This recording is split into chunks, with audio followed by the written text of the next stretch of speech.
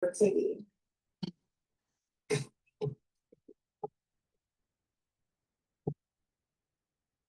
Hello, this is Dr. Paul Cottrell, and I am doing a live stream on YouTube today. It is September 18th. The big news, NVIDIA is investing in Intel to do a joint venture to develop AI for PC market. That's going to be pretty big, and that will really expand the usage of AI in corporations. So stay tuned with that. Also, the Fed lowered rates 25 basis points yesterday. So we're going to take a look at the aftershock of that throughout this broadcast. And we're going to go over some of the other news, especially about Charlie Kirk and the UK visit by President Trump. Lots to cover. Please help support the work that I do, because all these videos are for free. Please help by sharing the links, asking your social media to follow me. Follow me on X and on GETTR. All the links are in the description of this video. But also, make sure you subscribe to the different channels I have. I have 4 channels on YouTube. I have Brighteon, Bitchute, and Rumble. You can also follow me on Patreon, on Substack. I have a new Substack that's out there. So there's lots of ways to follow my work. You can also listen to my podcasts on Podomatic and Apple Podcast.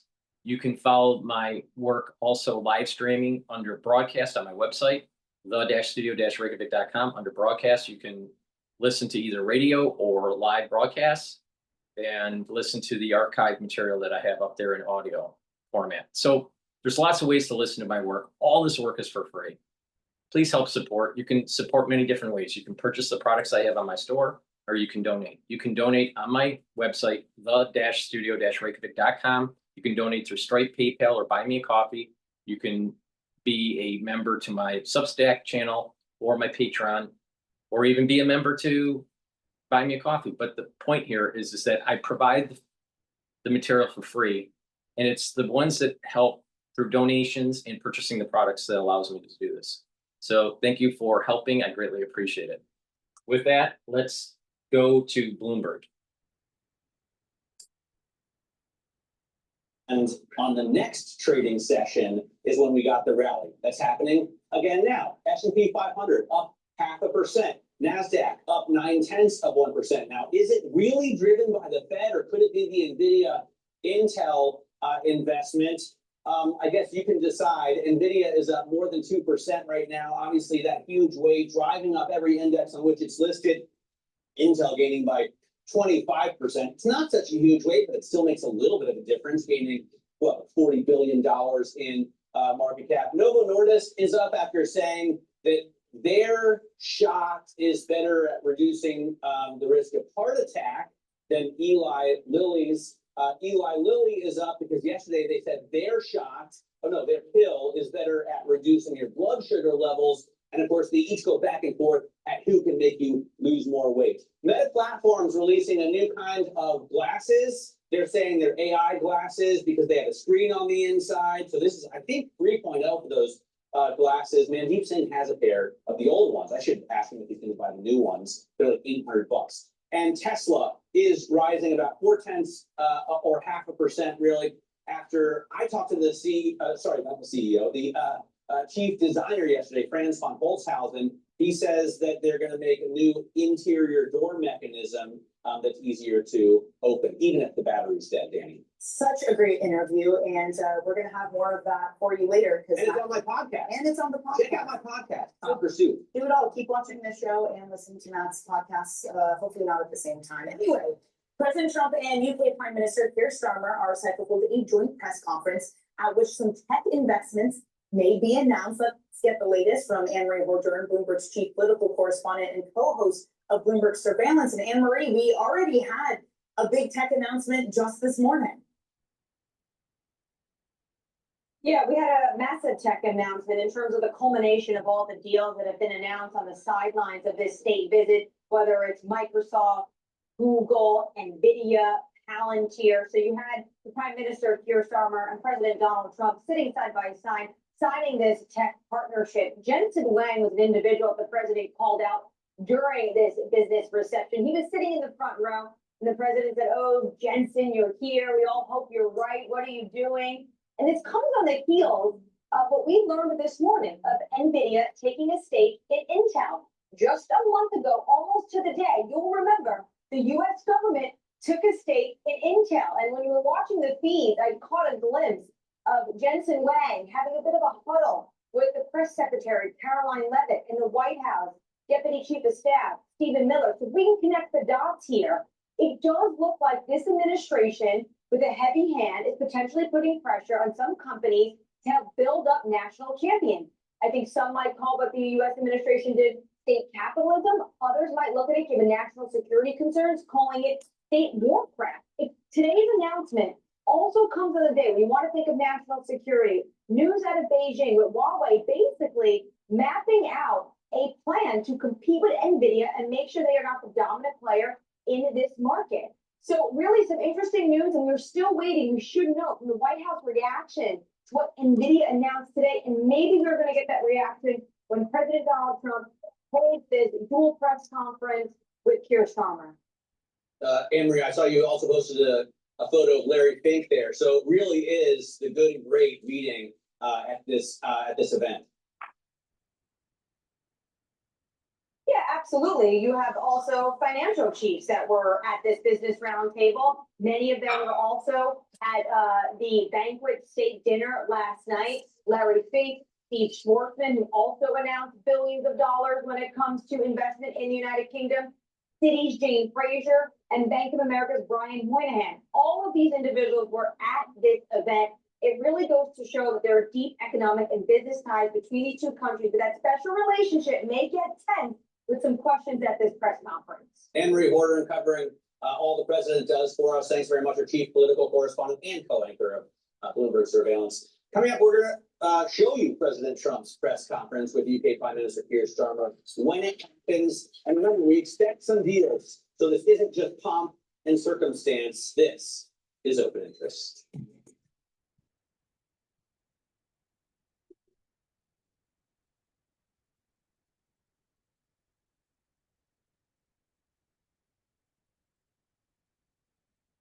Okay, we're gonna go to MSNBC talking about the rising unemployment signals by Steve Ratner. But before we do that, please go to my store, the-studio-reykjavik.com, and follow the protocol, the health protocol that I have. This is what I do every day to slow down the aging process and then boost up the immune system. So a great way to start is take the magnesium and zinc. Magnesium and zinc will boost up that immune system and also help with brain function. Super important. Magnesium also increases the efficacy of vitamin D3. You're going to need that, especially in the fall and the winter. So be prepared for the fall and the winter. Something's coming. Be prepared. Trust me on this.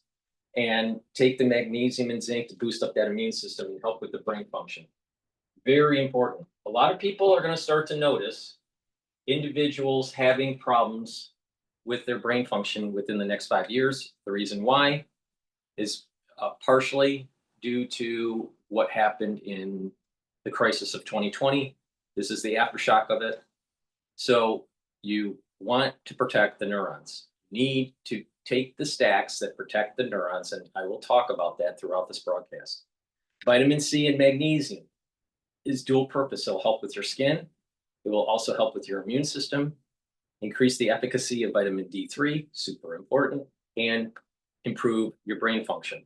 So stack the vitamin C and magnesium with the magnesium and zinc together. Take them together, drink filtered water, use discount 5, you get $5 off any order.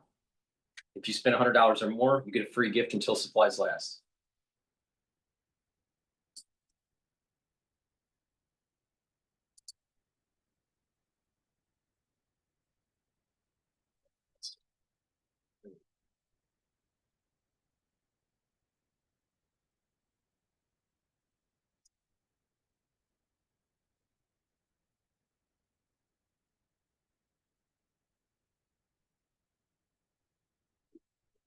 We're implementing AI. Right, another AI tool. Well,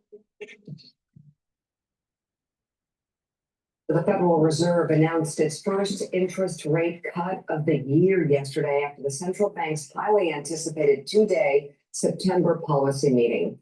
The Fed lowered its benchmark rate by 1/4 percentage point to a range of 4 to 4.25%. The 12-member board voted 11-1 to cut rates and signaled 2 more cuts are expected before the end of the year.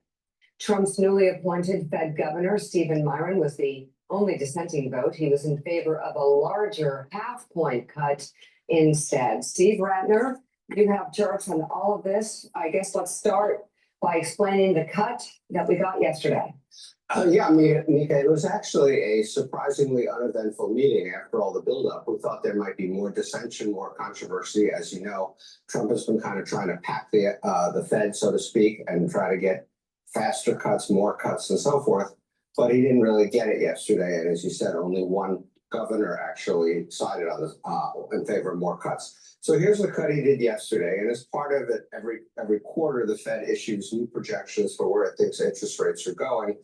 And you can see the glide path has been pretty similar. It bounces around a bit from the March to the June to the September estimates, really based as much on Trump and the tariff wars as anything else. When the tariff wars seemed greater, we thought interest rates would stay higher. Now they seem to be a bit less, interest rates coming down, and then they stabilize over here. But as you also said, what's happening now is the Fed is pivoting from worrying about inflation, rightly or wrongly, to worrying about the jobs market. And so you can see over here what's been happening to the jobs market. Now, obviously, when you go back to 2021, we had a lot of COVID effects, reopening of the country. But these are annual rates of job creation over that period of time. And you can see that back here, we created about 216,000 jobs in the course of 2023 per month, dropped to 168,000 here, drops to 75,000 here. And the last 4 months, when of course we all remember Trump fired the head of the Bureau of Labor Statistics, we created only 27,000 jobs a month on average. Why is that happening? You hear different reasons. It's very anecdotal at this point. Certainly businesses holding back on hiring because they really don't know where the economy is going. They don't know where tariffs are going. They don't know where Trump is going. But you also may be starting to see some effects of AI in terms of companies feeling they can get by with fewer people to do the same or even perhaps more work. So Steve, let's look more at the softening labor market. In your second chart, Chairman Powell explicitly said yesterday that was the big concern, was the softening labor market. And as you point out, for the first time since the pandemic. Before we go to the next chart, summary. Job creation going down, and the Federal Reserve target is probably gonna continue to cut all the way down to about 3.25% for the federal funds rate over time throughout this, cutting throughout this year and next year. That's the projection.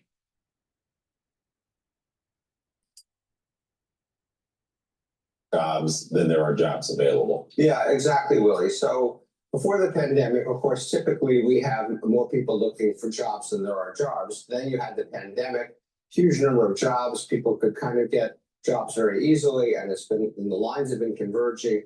And then just last month or so, they actually crossed. So we do have more people looking for jobs than there are jobs. And so that's another sign of a weakening labor market. And then another thing that's worth pointing out is the long-term unemployed and the number of people who have been unemployed for 6 months or more. And you can see right now we hit, and it's been jumping up, we hit about 26% of the people who are unemployed 6 months or more. Again, ignore COVID, very aberrational, but the last time we were at that level was 2016. So we're starting to have a problem, not just with the unemployment rate, but with also people staying unemployed for a long time. And one of the things you also hear anecdotally is that this is a really tough hiring season for young college graduates. Again, for the reasons I said, companies are just holding back, or they think at these entry-level positions, they might be able to do more with AI. So it's going to especially affect young people. It's really hard. And let's talk about inflation. While it may not have been as much a consideration here, it feels like it's getting worse, or at least not getting better. Yeah, Mika, you're absolutely right. And what's interesting is that Powell pivoted sooner than he said he was going to pivot. He always said 2% inflation is our goal. We have to be at 2% inflation. That's where we're going to get to. And then as the jobs market is weakened, and the Fed does have this dual mandate of worrying about both, he pivoted. And so if you look at his inflation projections, you can see, as you said, inflation has been nudging upward.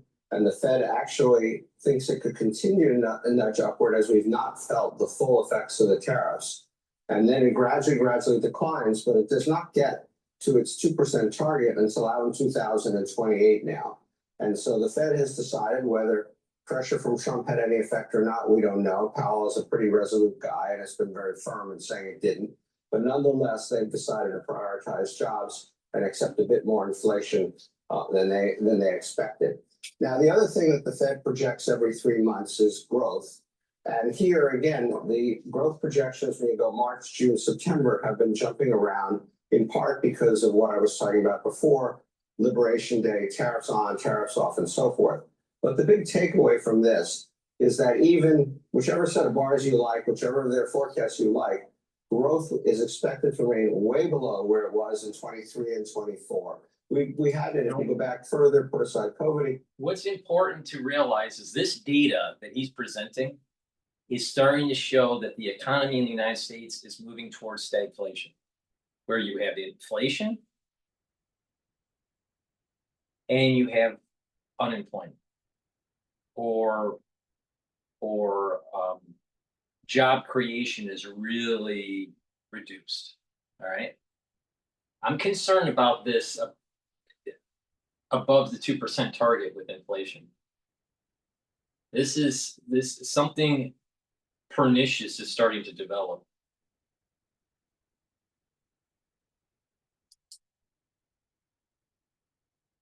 You find the economy growing about 2.5% a year. That's a fairly normal rate for an economy like this.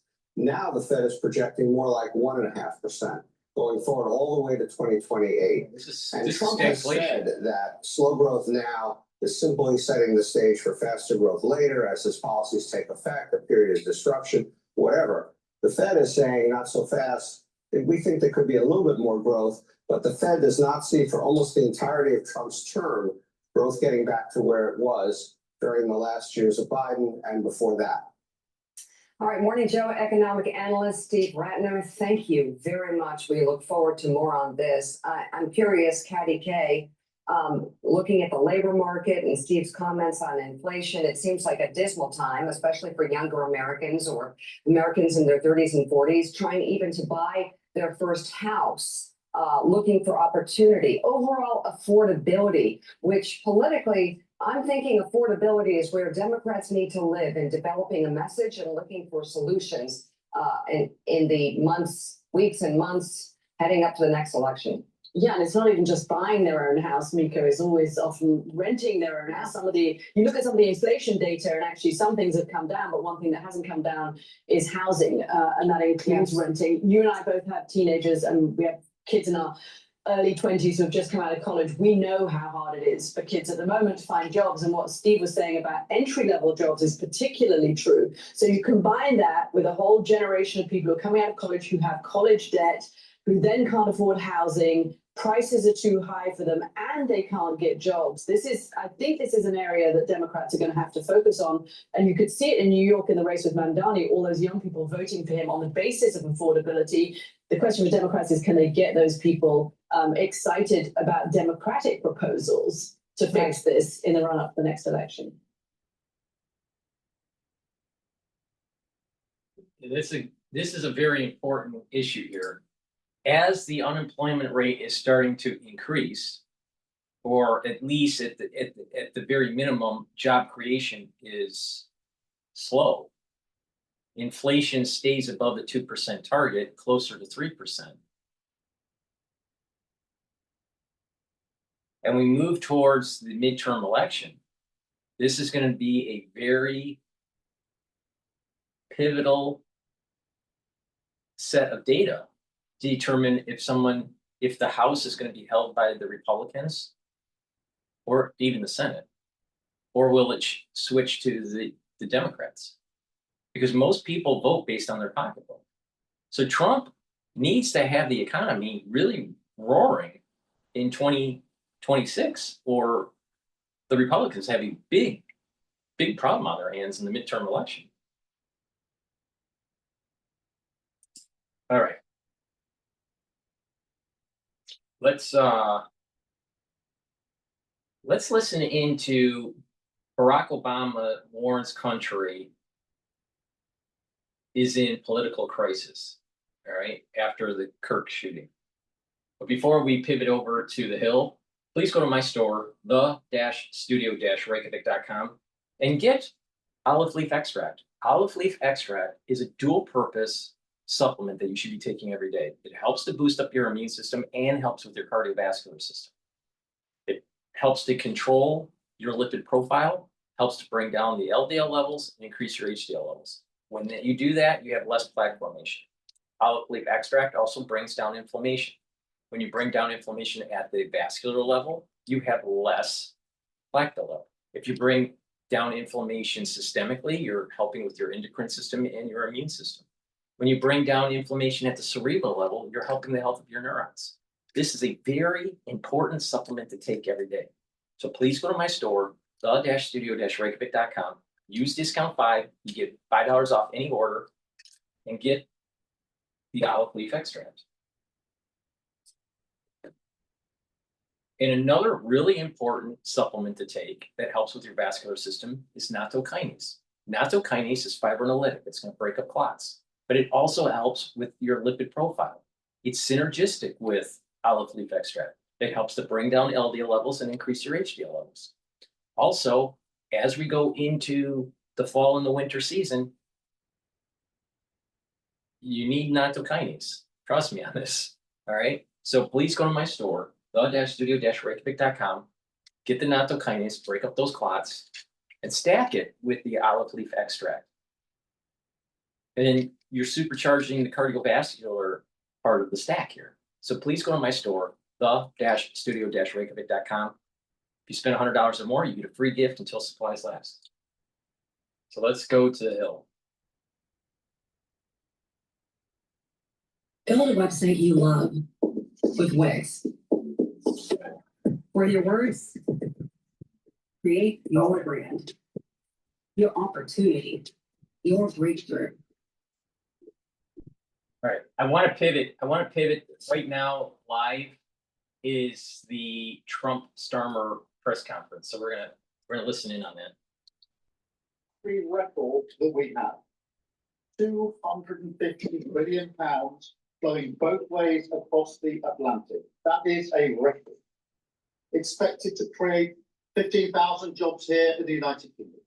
High-skilled jobs in cutting-edge sectors where people can build careers for the long term, changing lives in communities up and down our country.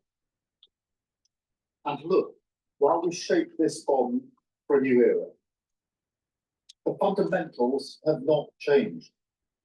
Security remains the cornerstone of this special relationship.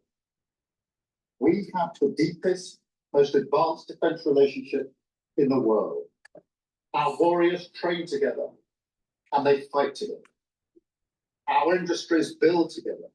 Everything from fast jets to the new AUKUS-class submarines. So now, as we drive up defense spending, we're going to sweep away the barriers to working together on new defense technologies so we can stay ahead of our adversaries. We're united in defense and security. Yes, absolutely. But we're also united in the pursuit of peace. We are working together to end the humanitarian catastrophe in the Middle East, get the aid in, free the hostages, and ultimately bring Israel and the region back towards a comprehensive plan which can deliver peace and security for Israelis and Palestinians alike. We're also working together to end the killing in Ukraine.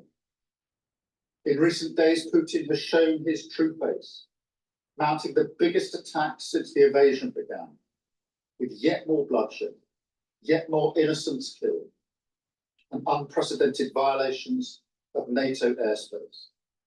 These are not the actions of someone who wants peace. So we've discussed today how we can build our defences further, support Ukraine, and decisively increase the pressure on Putin to get him to agree a peace deal that will last.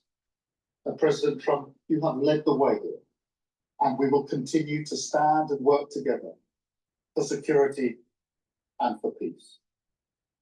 Mr. President, next year we'll celebrate the 250th anniversary of the United States. We've come on a long journey together since 1776. But it's no exaggeration to say that the partnership that our two nations have built has shaped the world from the beaches of Normandy to the founding of NATO, to the creation of technologies that have revolutionized our lives. Time and time again, it is British and American men and women side by side, changing the path of history and turning it towards our values, towards freedom, democracy, and the rule of law. In Britain, we take huge pride in them. And let's be clear, this relationship is not just about history, it's about the future. It's about the benefits it delivers now and for decades to come, to make our people safer and better off. We've shown today that we're delivering those benefits, improving people's lives.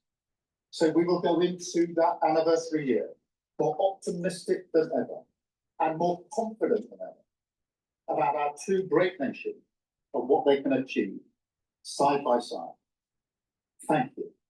And it is now my pleasure to give the floor to Mr. President. Thank you. Thank you very much, very much. Prime Minister Starmer, Melania and I are tremendously thankful for the wonderful hospitality that you and Lady Starmer have extended today at Checkers. Quite the place, I must say, quite the place. And we're grateful beyond words for the spectacular honor of the state visit yesterday at Windsor Castle, hosted by His Majesty King Charles III and Her Majesty Queen Camilla. These are two fantastic people. We will never forget it. As I said last night, the bond between our countries is like no other anywhere in the world. The United States and the United Kingdom have done more good on this planet than any two nations in human history. That is thanks in large part to the traditions of British liberty, which grew up on these isles, these beautiful, magnificent isles, and were carried by our ancestors to the New World. We're forever joined, and we are forever friends, and we will always be friends. This enduring connection is why I was thrilled that the United Kingdom was the very first country with which we made a historic trade deal, and a very good trade deal. He's a tough negotiator. I think it was a better deal for you than us, but he's It's a very good deal for both. he is a great negotiator who will extend our unparalleled security alliance into the realm of economic security for the first time. And I look forward to finalizing it very soon. We'll have it done very quickly. We have also just signed a historic technology prosperity deal, one of a kind, to ensure our countries lead the next great technological revolution side by side. In fact, we just left the business leaders, the biggest in the world. Some are in this room right now. And that was quite a meeting we had on business and trade and technology. This trip has galvanized $350 billion in deals across many sectors. And we're committed to ensuring that the UK has a secure and reliable supply of the best AI hardware and software on Earth. And we supply that, and we'll make sure we supply it in quantity to the UK. We also are joining forces on quantum computing and nuclear power, a natural partnership for close allies. The United States, as you probably have heard, is doing better than it has ever done in terms of business and investment. The stock market has hit a new high, as you know, and that's for many, many days out of our fairly short 8 months. And we seem to be hitting new highs, and I think we're going to do much better even as time goes by. Jobs are at a record, and most importantly, We have more than $17 trillion. $17 trillion, and this is during an 8-month period being invested in a country which is not only a record, but if you compare $17 trillion to the last year of the Biden administration, they did $250 billion. They didn't do $1 trillion for the 4-year period. We did $17 trillion of investment coming in. A lot of it's because of tariffs, and a lot of it's for a lot of other reasons, but there's never been anything like it. It's an economic superstar. That's what's become. It's mismanaged and badly handled for a long period of time, but it's not badly handled anymore. So that's a record, and remember, that's up until 8 months. We have another few months to go, and that number is going to get significantly higher, especially if we win a certain case that we're waiting to hear. That will be something like the world has never seen. I want to congratulate the United Kingdom on making the vital commitment to spend 5% of GDP on defense at the NATO summit this year. We've worked together very closely in so many ways.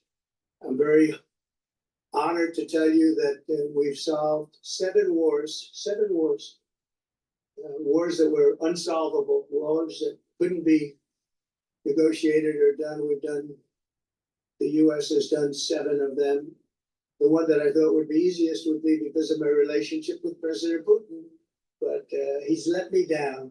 He's really let me down. It was going to be Russia and Ukraine, but we'll see how that turns out. But that turned out to be, I thought it might be among the easiest of the group. But we had settled just about every conflict, and as you know, we're working very hard on Israel and Gaza. Oh, that's happening over there.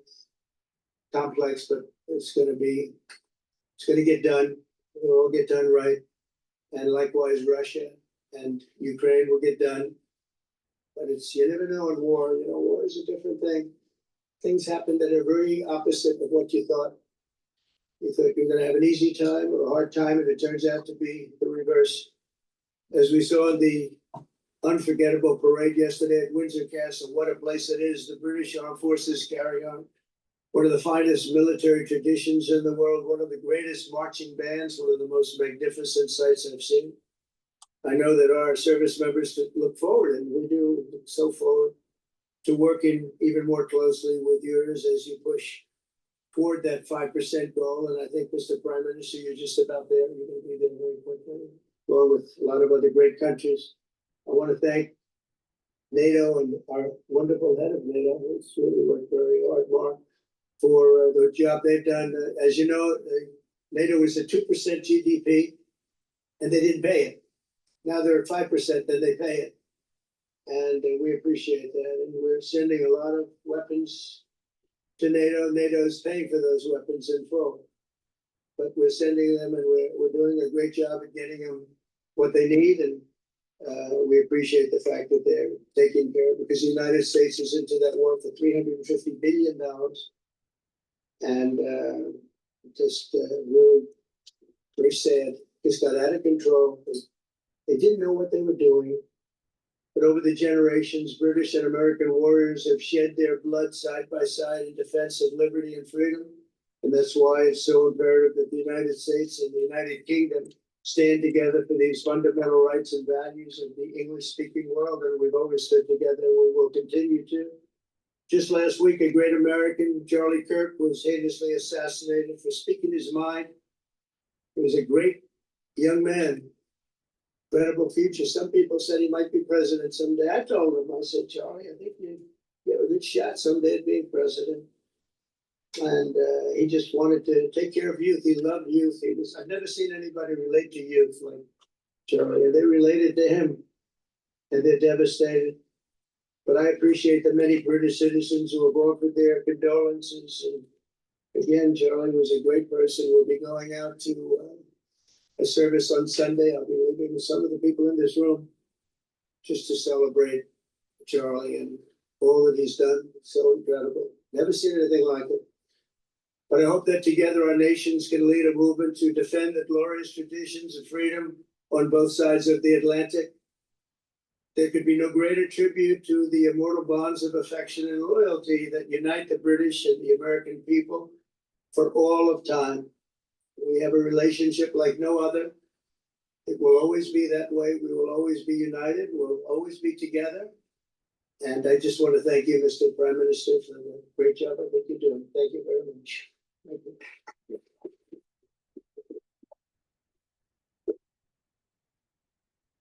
Thank you very much, Mr. President. We're going to take some questions. I'll call 2 or 3 to start with, and then I'll pass over to the President.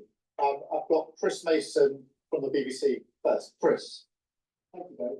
Chris Mason, BBC News. Mr. President, the UK is expected to recognise a Palestinian state in the coming days as the killing in Gaza continues. It often seems that you're the only person that Israel will listen to. What more can you say to them to tell them to stop? And why is the UK's position on a Palestinian state, in your view, wrong? And Prime Minister, what will the recognition of the Palestinian state actually achieve? Is it not just gesture politics to appease people in your own party?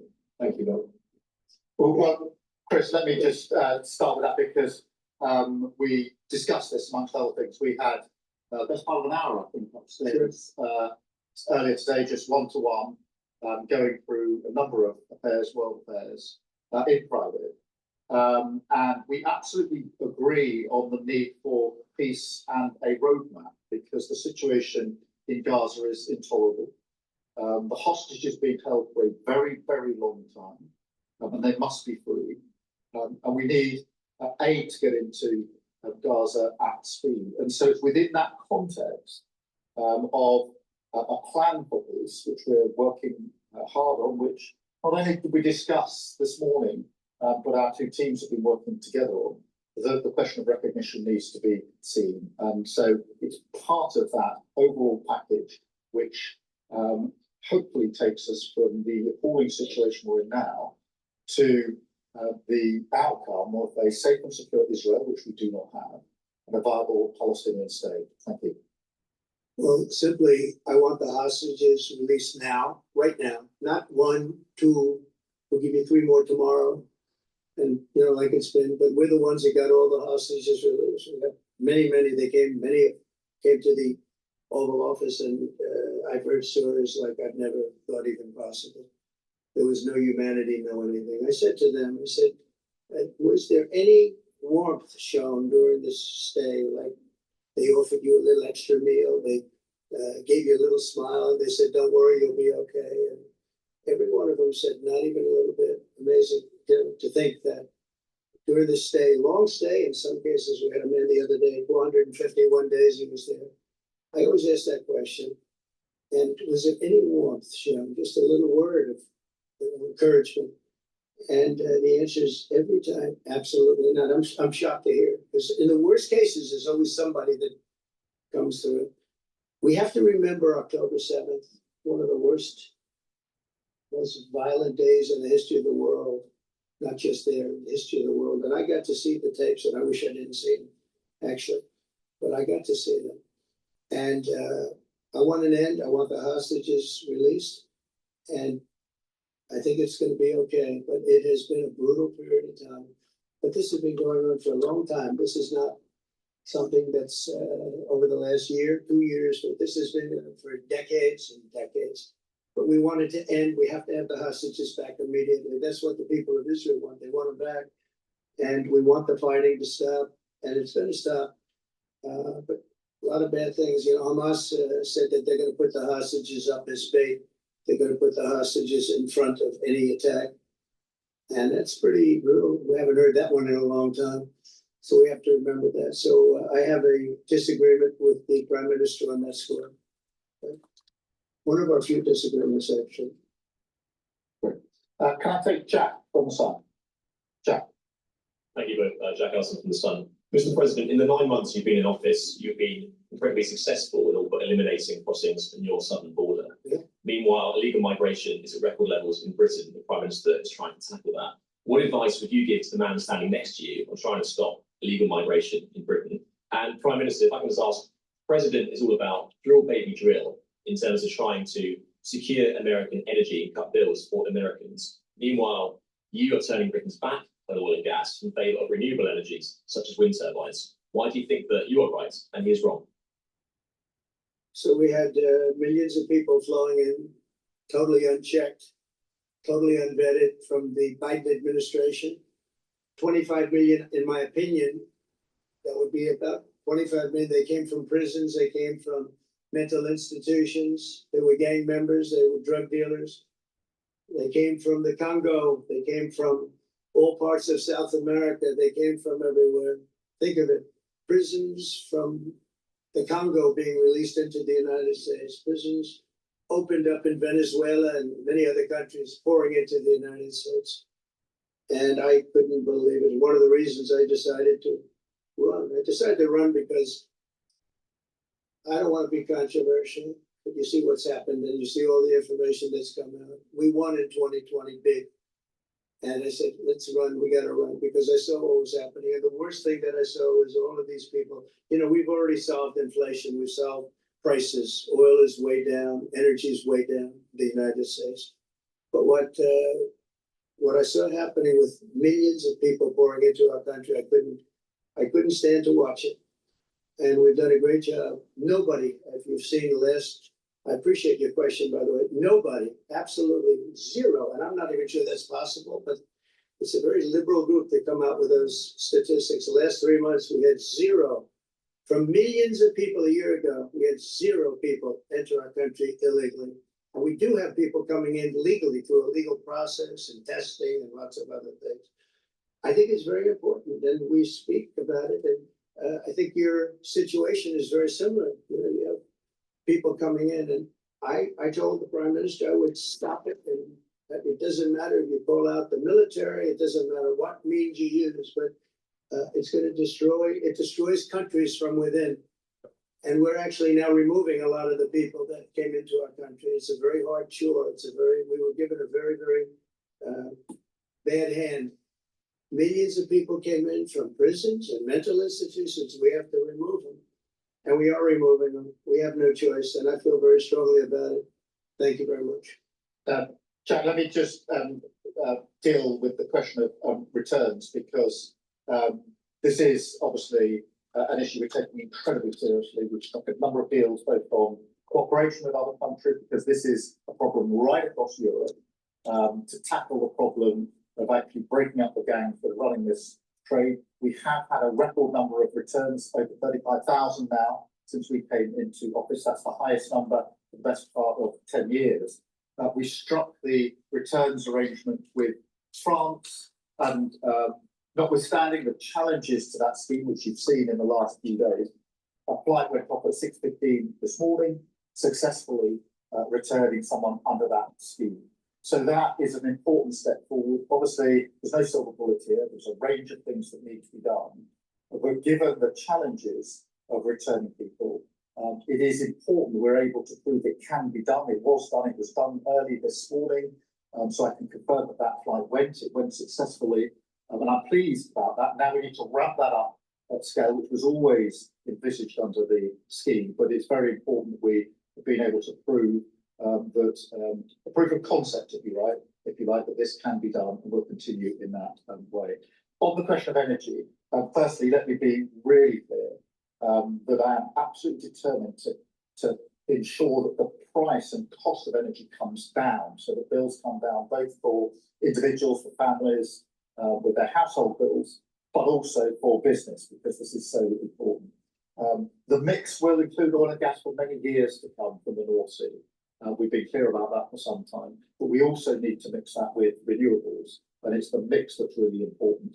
And the approach I've taken on this is the same approach that I say to many other things, a pragmatic approach.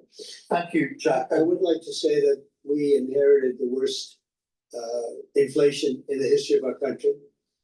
We had inflation, the likes of which we've really never seen. They say 48 years, and I'll accept that, but I really don't. We had the worst inflation in the history of our country. And we had a expression that I used a lot, drill, baby, drill. And as you know, we brought fuel way down, the prices way down.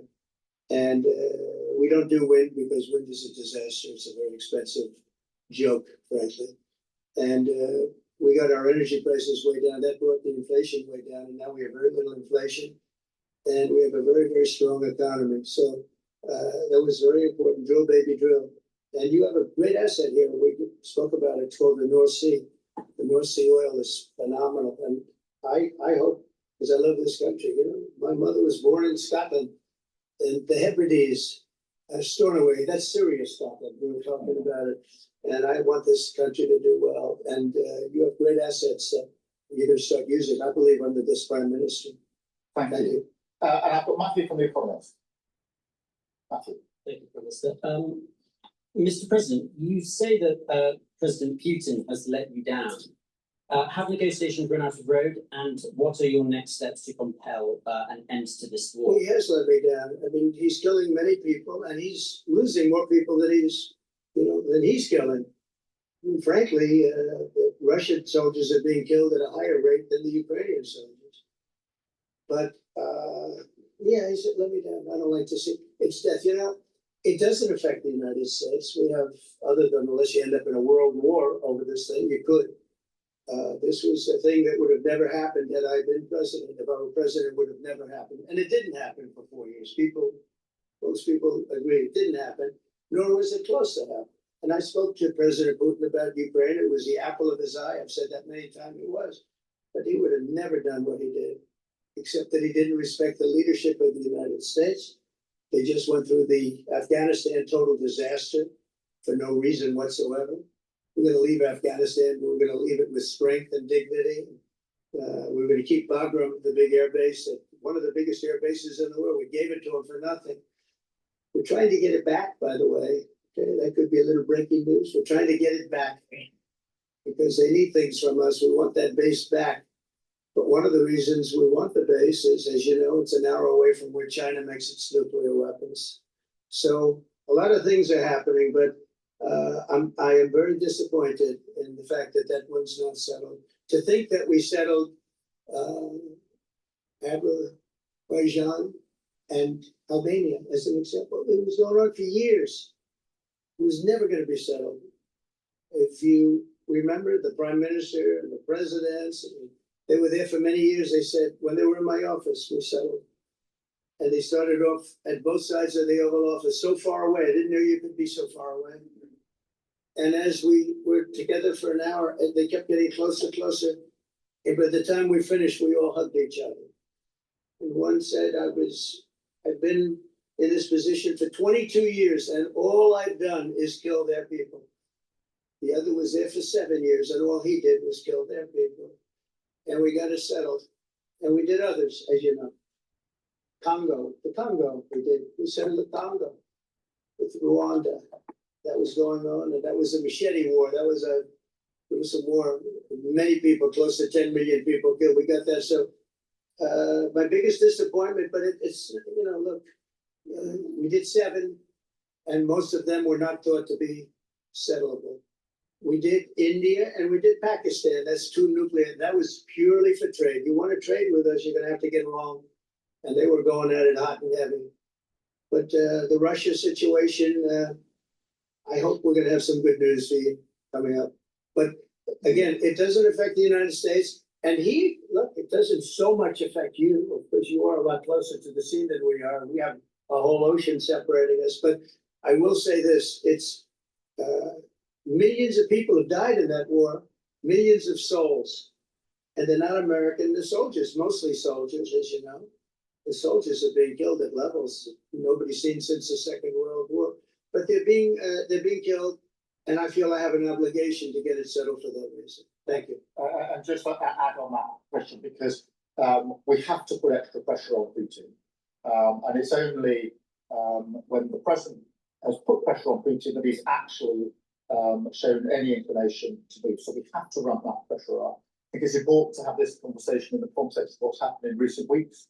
We saw damage and bombing to the British Council in Kyiv. These are targets that it was thought until recently were not targets that would be hit. The British Council, the European Union Embassy, the Council of Ministers, where President Zelensky's ministers work was hit again. These were thought to be places that wouldn't be hit. And then the incursion into Poland last week. And if you put that together, what you can see is either an emboldenment or at least increased recklessness on Putin's part. And that's what I said earlier, that they're not the actions of someone who wants peace. So we have to ramp up. And we discussed earlier today, we have built the coalition of the willing with British leadership and French leadership, stepping up with military planning in the seas, in the sky, on the ground, and ramping up what we do with the Ukrainians themselves. And of course, that taken with an American guarantee is now an example, I think, of the challenge of Europe stepping up to the plate, which it has done in the last few months, to show through what we and the French have done, that we're prepared to take the lead in this and take the necessary measures. But that's a war that could have been a third world war, and I don't think we're going to be there now. But that was heading to a third world war, and what a shame it is. What a shame it is. Ms. Bridget, do you want to call some of the? I would love to call a few of them. Bev, do you want to have any questions? News. Having been in DC for a few weeks, it's really interesting to see how you run the country as a proud Christian leader. And it really begs the question to the Prime Minister, if you don't mind, are we still a Christian country? But also... when you say we, are you living here? Or? Here, the here? UK. I'm still British. I might live in America, I'm still British. But also... I can't give you that answer. That's for the Prime Minister, but also, despite what we talked about in Scotland a few weeks ago, we still have 12,000 people a year here being arrested for social media posts, for free speech violations. Does that not remain an important area that there is still a lot of disagreement on? Yeah, look, I mean, in terms of a Christian country, I was Christian, so that is my church has been all my life, and we are, that is wired into our informal constitution. Of course, we celebrate many other faiths as well, and I'm really proud that we're able to do so as a country. And on free speech, that has long lived in this country. Free speech is one of the founding values of the United Kingdom, and we protect it jealously and fiercely, and always will. We will bear down on any limits on free speech. I draw a limit between free speech and the speech of those that want to peddle paedophilia and suicide social media to children. And therefore, I'm all for free speech. I'm also protecting children from things that will harm them, paedophiles, those that peddle suicide, which had a terrible consequence for individual, particularly teenagers. And so that's the balance we strike. But we have had freedom of speech in this country for a very long time, and we will always protect it. Thank you very much, Brian. Please. Thank you, Prime Minister. It's good to see you again. You have a beautiful country. Thanks for having us. Thank you. Two questions. One, just recently, President Trump labeled Antifa domestic terrorists. Would you consider doing something like that in your country? Well, we obviously will take decisions for ourselves. I don't want to comment on the decisions of the president, but we take our decisions ourselves. And my question to you, President Trump, is there any update on the auto pen? Yeah, it's just gotten worse for their standpoint. The people that used it, and one in particular, one person was never told by Biden to do it. Only spoke to Biden twice, and that was just talking about the weather, not talking about any order. And he was taking orders from people other than Joe Biden. Joe Biden wasn't giving those orders. You know, Joe Biden didn't believe in open borders. He didn't. I've known him for a long time. He was never the brightest bulb in the ceiling. And you know, you can go back 40 years ago and you'll see that. Go back and take a look at the hearings of Justice Thomas, and you'll see that very much. But he didn't believe in open borders and all of this nonsense that they're peddling now, which is why they're not in office any longer. It's a shame. The auto pen was illegal. It was illegally used. He never gave the orders. He never told them what to do. And I guess the only one he signed, or one of the few he signed, was the pardon for his son. But you had the congressman who, when they got the information, they found out they were guilty. And they deleted and destroyed all information, everything. You couldn't get any out of it. They found out that Nancy Pelosi actually was offered the 10,000 soldiers and she turned them down. They found out many things that were very bad. So they deleted and destroyed all information. You talk about freedom of the press and freedom of speech. How about that one? And there's not a thing. This is after a year and a half of hearings. They destroyed everything. And somebody's got to be held responsible. So Biden, what he did is they knew, I don't think he knew, but somebody knew. I don't think Biden had a clue about anything, if you want to know the truth. But they gave a pardon to those Congress people.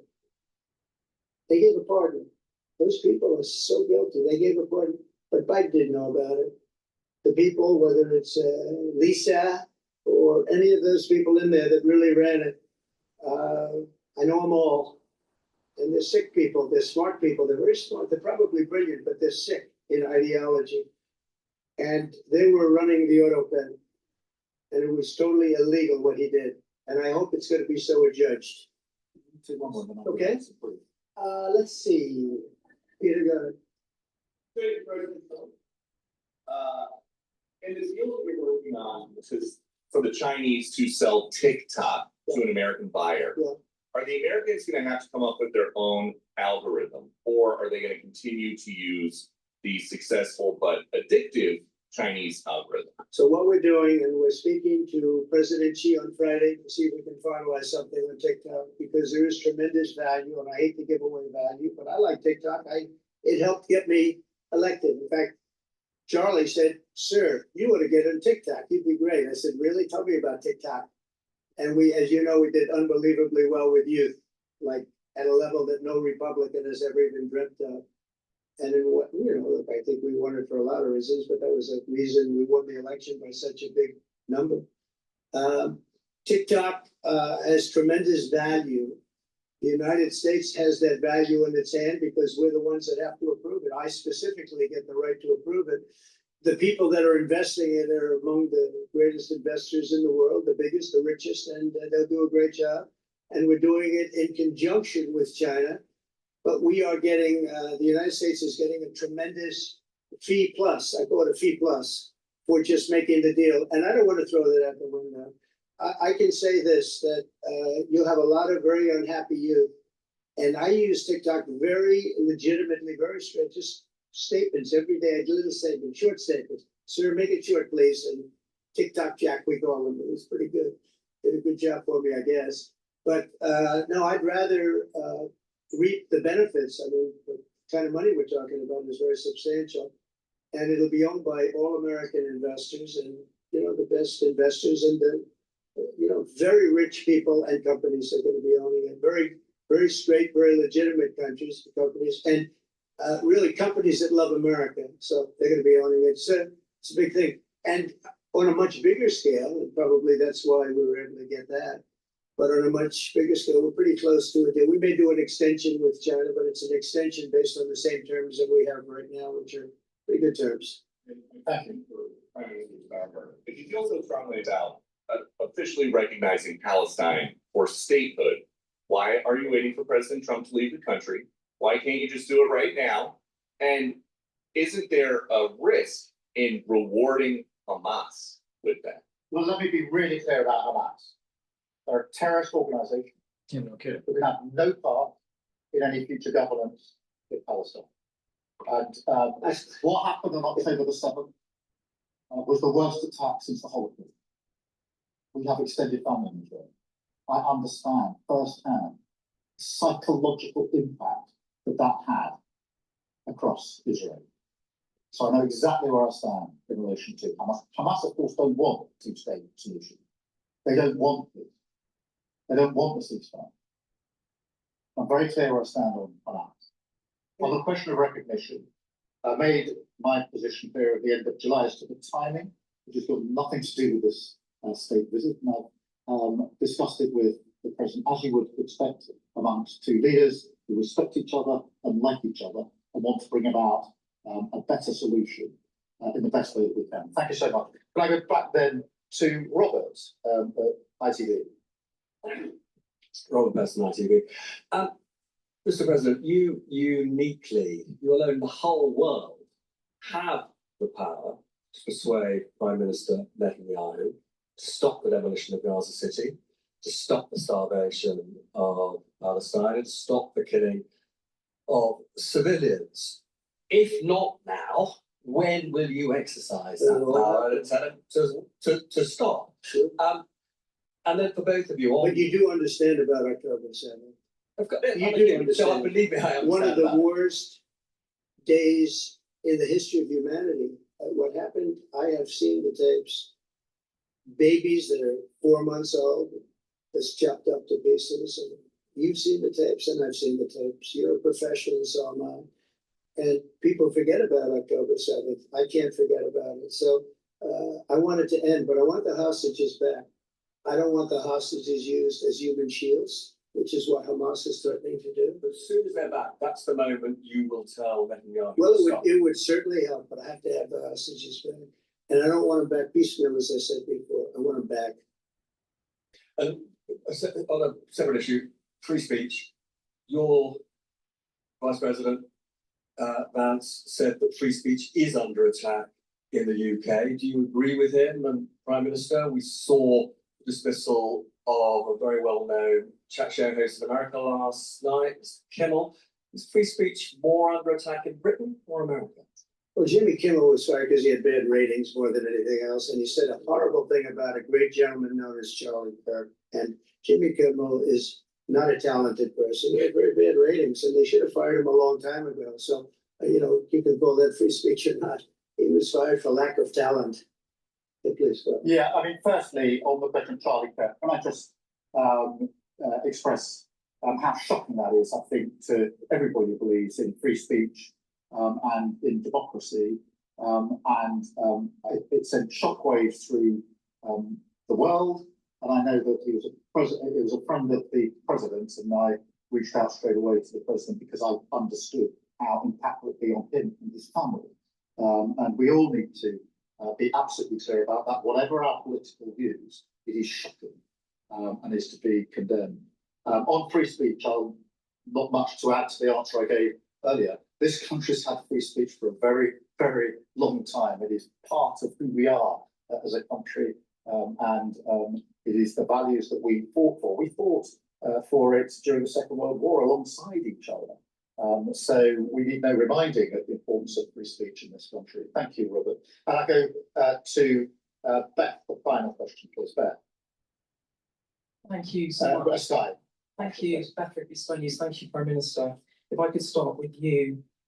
Prime Minister, President Trump has said he's ready to impose major sanctions on Russia if NATO countries stop purchasing Russian oil.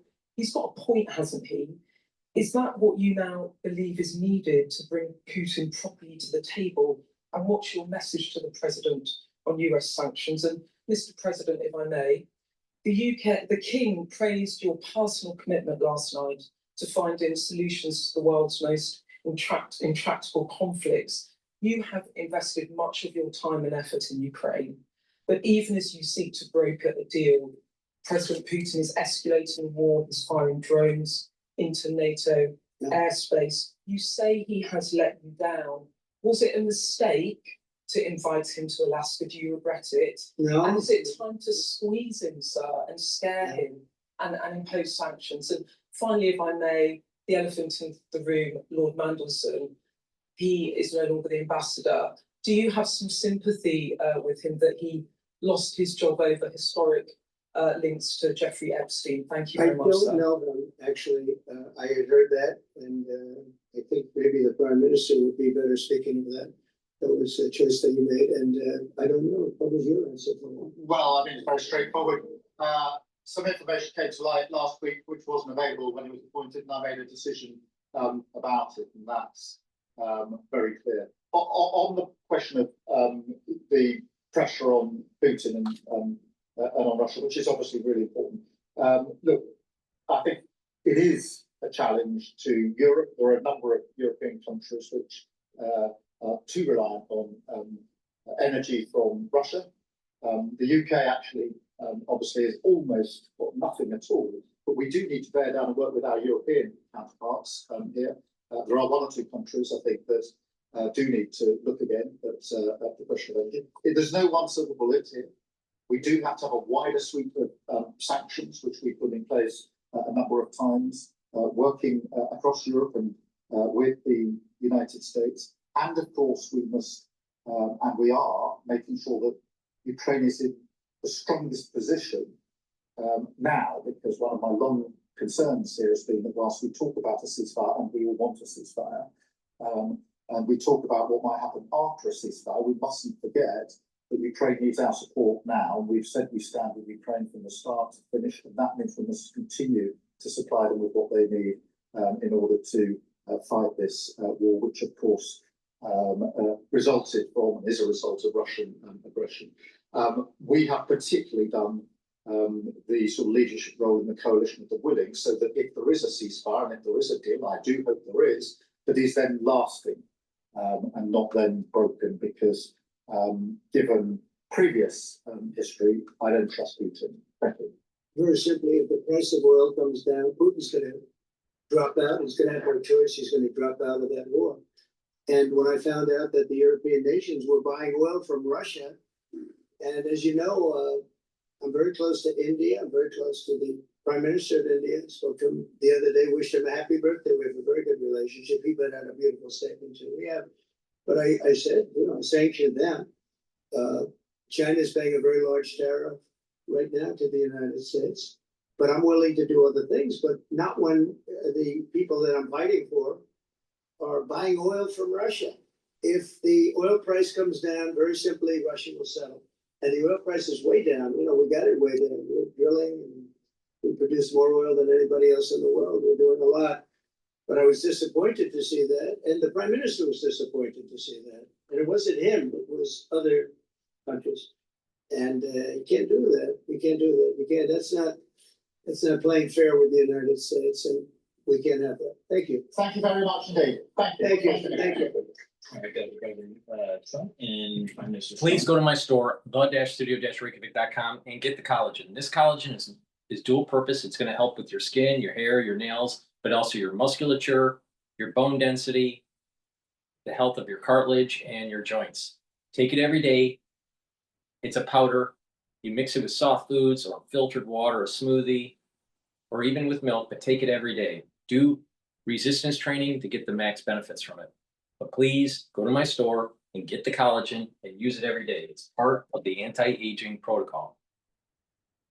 Gladiator barley, high density protein. This will help you to gain muscle and strength, bring down inflammation, detoxify your body, and soak up free radicals with superoxide dismutase. This will help you to recover from your workout quicker. You'll build up muscle faster. But also, when you're bringing down inflammation, that's going to help with your joints. It's going to help with your immune system and endocrine system, because when you're bringing down in chronic inflammation, you're helping your body go back into homeostasis. By bringing down inflammation at the vascular level, you're helping your cardiovascular health. And by bringing down inflammation at the cerebral level, you're helping the health of your neurons. This is a dual purpose supplement that you should be taking every day. It's a powder. This is a month supply. Please go to my store, the-studio-reykjavik.com. Let's go to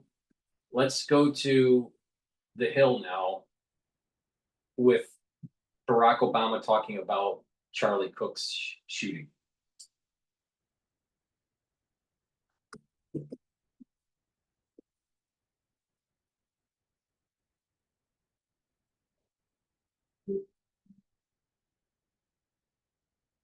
Good morning and welcome to Rising. Thanks so much for joining us on this Wednesday morning. We've got a Thursday. Don't push us back. Oh my gosh, it's Thursday. Don't be crazy, Robbie. That's good news.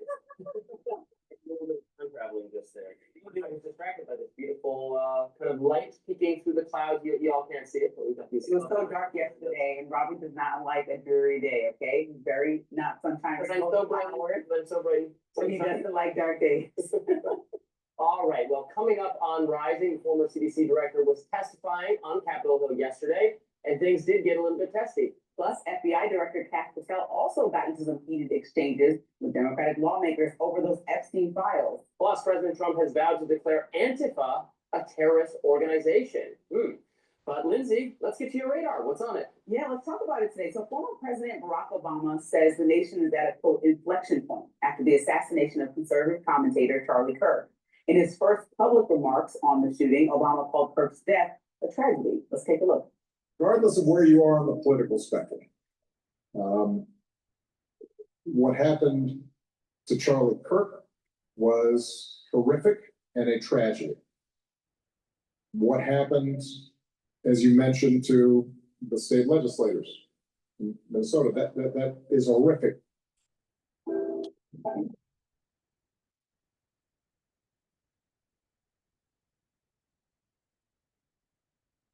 Minnesota, that is horrific. It is a tragedy. Now, Obama made those remarks at the Jefferson Educational Society's Global Summit Tuesday night. He argued that America is in the middle of a quote, political crisis, and went further, noting that the President Trump is fueling divisions with his response to the tragedy. But what stood out to me most was the contrast Obama drew between how presidents respond in moments of national pain. He pointed back to former rivals like George W. Bush, potential president that ran for one, John McCain and Mitt Romney, people who, despite sharp policy differences, understood the assignment when tragedy struck to unify the country.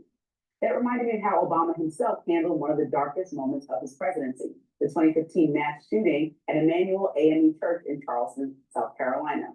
Now let's remember, that was a white supremacist who murdered 9 Black worshipers in their sanctuary, hoping to ignite a race war. Obama didn't scapegoat political enemies or look for the loudest partisan villain to attack. He just called the shooter what he was, a criminal, and then tried to rally the nation toward unity. This is not the first time that Black churches have been attacked. And we know that hatred across races and faiths pose a particular threat to our democracy and our ideals.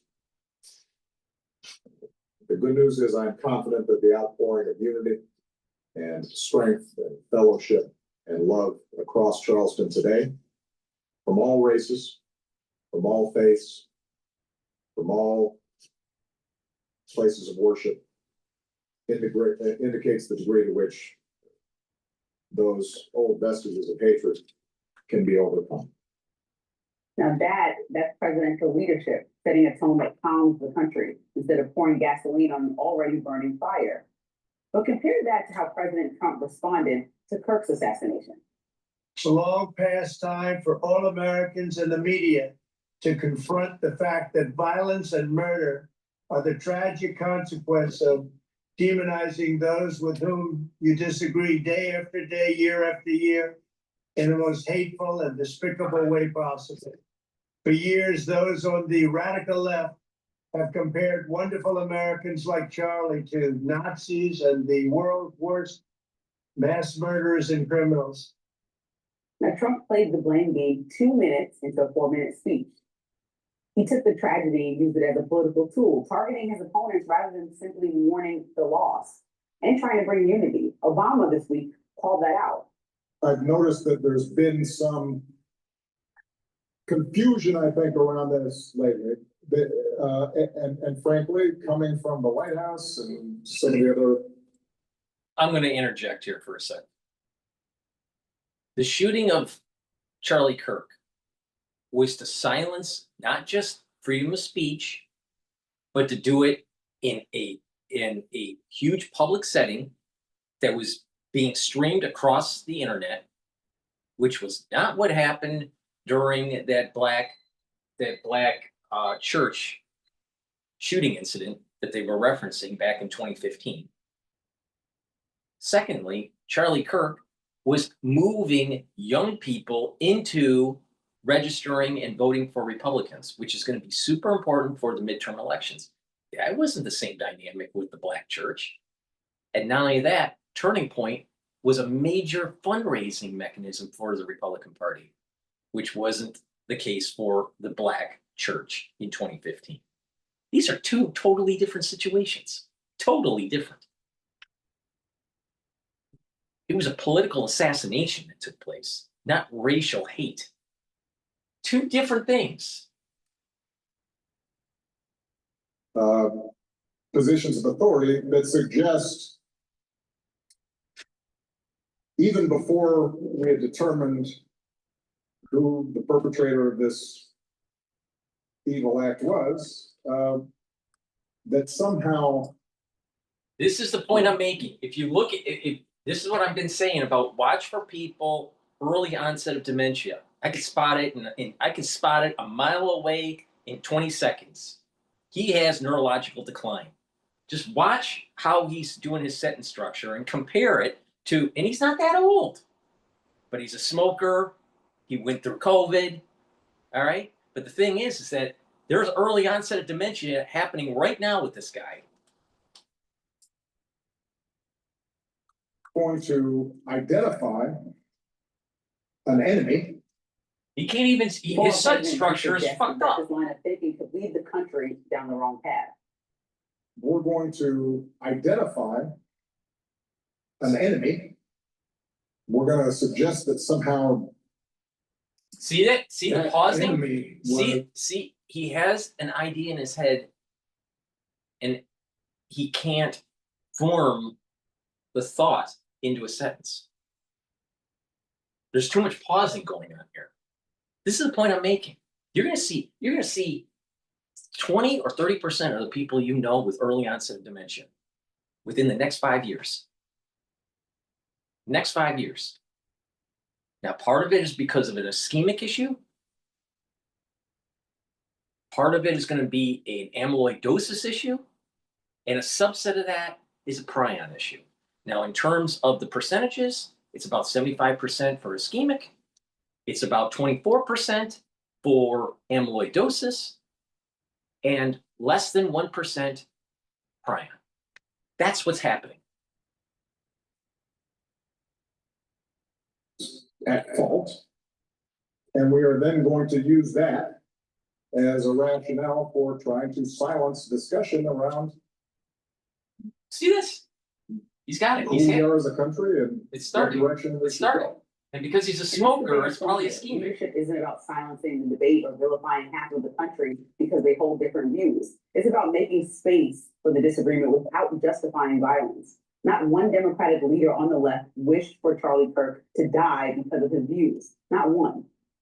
Disagreement with someone's ideology is not the same as endorsing their murder, and suggesting otherwise is not only dishonest, it's dangerous. At the end of the day, presidents set the tone. When tragedy strikes, the job is simple, but it's hard. Comfort the nation, call for unity, and make sure the civil discourse continues. Because blaming political rivals for the act of one violent criminal does not just miss the mark, it leaves the country more divided. And to me, that's not leadership. I personally think that Barack Obama is part of the Fabian Society. All right? And the Fabian Society is about pushing socialism, but do it incrementally. He was left. Now, AOC, they aren't part of the Fabian Society. They're more radical than the Fabian Society. They want to push it not slowly, but abruptly. And that's what's happening here. It's democratic socialism. It's Marxism. Barack Obama was a Marxist. He wasn't a capitalist.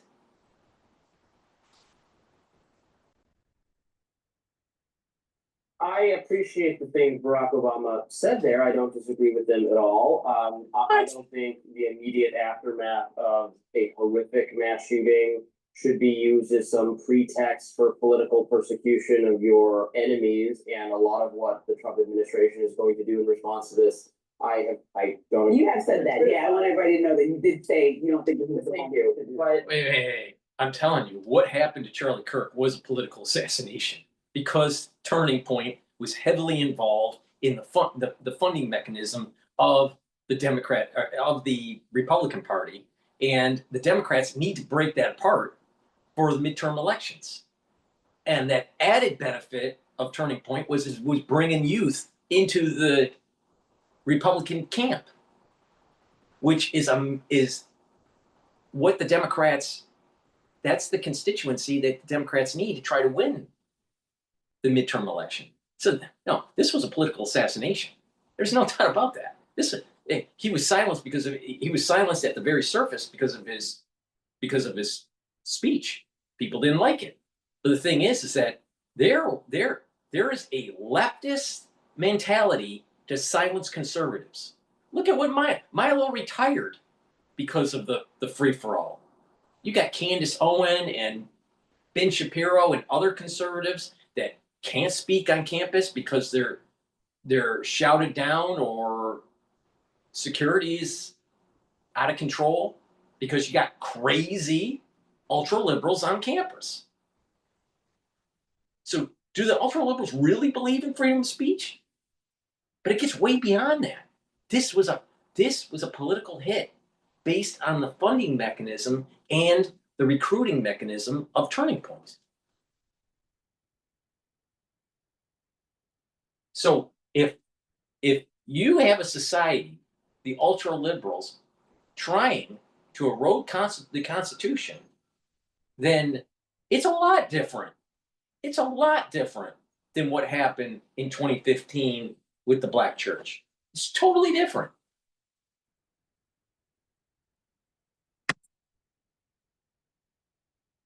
But you know, when Obama says not to politicize it, not to blame the rhetoric of your opponents, I just find that to be such a hollow remark, because that has long been the textbook response to tragedies perpetrated by plausibly or discernibly.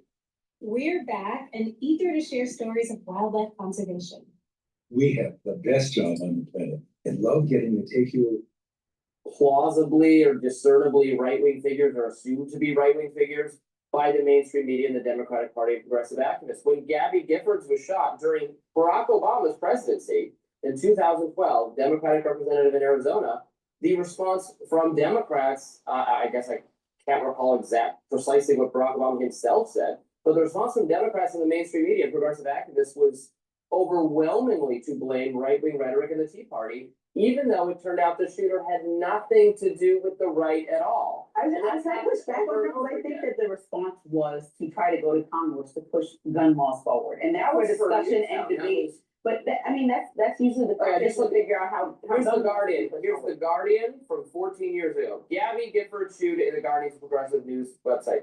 Gabby Giffords shooting reignites row over right-wing rhetoric in U.S. Sarah Palin at center of storm over political vitriol after Streeley's 6 dead. It had nothing to do with Sarah Palin. So Fox News, Newsmax, MSNBC can do what they want. I'm talking about the president. That's the clear distinction I'm making. It comes from the top down. The president must lead in this moment and be the leader for the party and show an example. And so what President Obama did during his term was to try to be that example. And the rhetoric still continued on who to point fingers and blame at. But when it's coming from the top, to me, that's problematic, because we're trying to bring the nation together, or at least we need to try. We are at a really contentious point in our nation's history, and it's not the worst of times, and it doesn't need to be the worst of times. And so it starts from the top on trying to bring people together. That's the biggest issue for me, is that yes, everyone's saying what they want to say. All these people that have podcasts and blogs, I'm not trying to criticize and figure out how to organize all of them. I'm asking for the president to be presidential.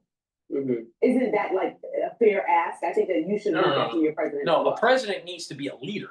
And if they see that there is an existential threat that's happening to the Constitution, that it has to be curtailed and met at the pass. If not, it will metastasize. And there's a Marxist takeover that's going on with these ultra liberals in our communities. Look at what's happening in Boston. Look at what's happening in New York. This is not just my imagination. It's happening. Mandami is a fucking communist. Mayor Wu is a fucking communist.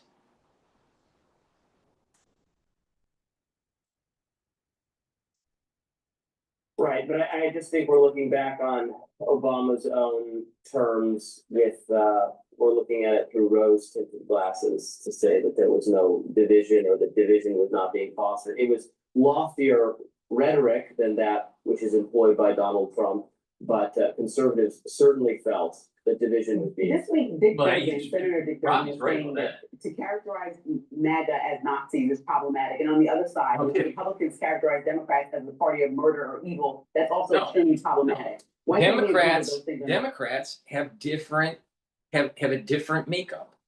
They have a centrist that didn't want to go Republican.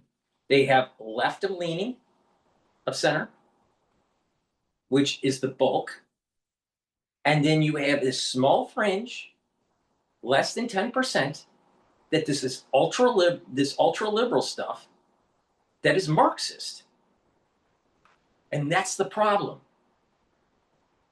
You have trillions of cells in your body, trillions of cells, all organized in a chaotic way, but it's your body works. But then you have a few cells that become cancerous.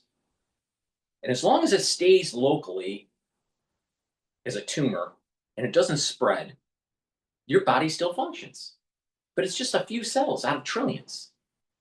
And then over time, it starts to grow, and the divisions of cancer grow faster.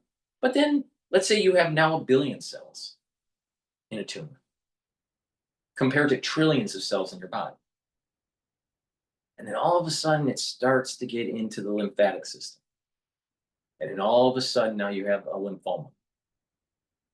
Ooh, big problem. But it was only 1 billion cells out of trillions.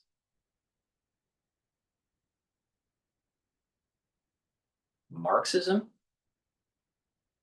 from the ultra left is small in comparison to the population, but it can metastasize, and it has to be cut out, rooted out, or we're not going to have a constitution. Just like you won't have a body, a constitution, if there's a metastasized cancer. If you have in the modern politic a metastasizing in your society of Marxism, you won't have a constitution, the written form.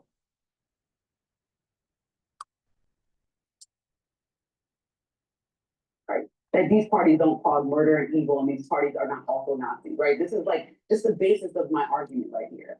Well, I'm fine to take that, to accept your proposal that not to call enemies Nazis or murderers or whatever it is. Because the people committing the act are the people with the gun. I mean, Right, I don't think that's helpful, and I also don't know that it is plausibly connected to this shooting or any other shooting, the rhetoric of any. That's actually where I draw the biggest line, is that people's inflammatory rhetoric it is asserted without evidence that is at the root of the violence problem we're seeing. And this shooter, to be clear, is the reason why there is more violence in the society is a multitude of reasons. It's the environment, what individuals are eating and ingesting, that's leading to unhealthy conditions, especially psychological. The media is also a stressor that's leading to psychosis. And then this battle between conservatism and liberalism. And if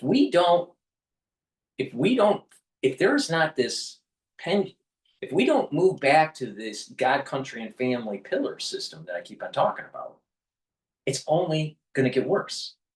Because ultra liberals don't want to protect the Constitution. They want to erode the civil liberties. They want to erode the idea of a two-party system. They want a one-party system. They want more social programs. They want more porous border. Well, wait a minute. How do you maintain your country? This is a big problem. People need to wake up to it.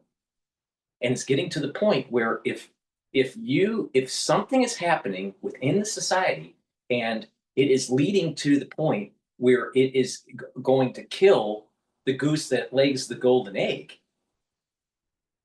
and erode the Constitution, shred it, or turn this grand constitutional republic experiment and try to burn it to the ground and usher in communism through democratic socialism, then people need to fight back. It's a threat.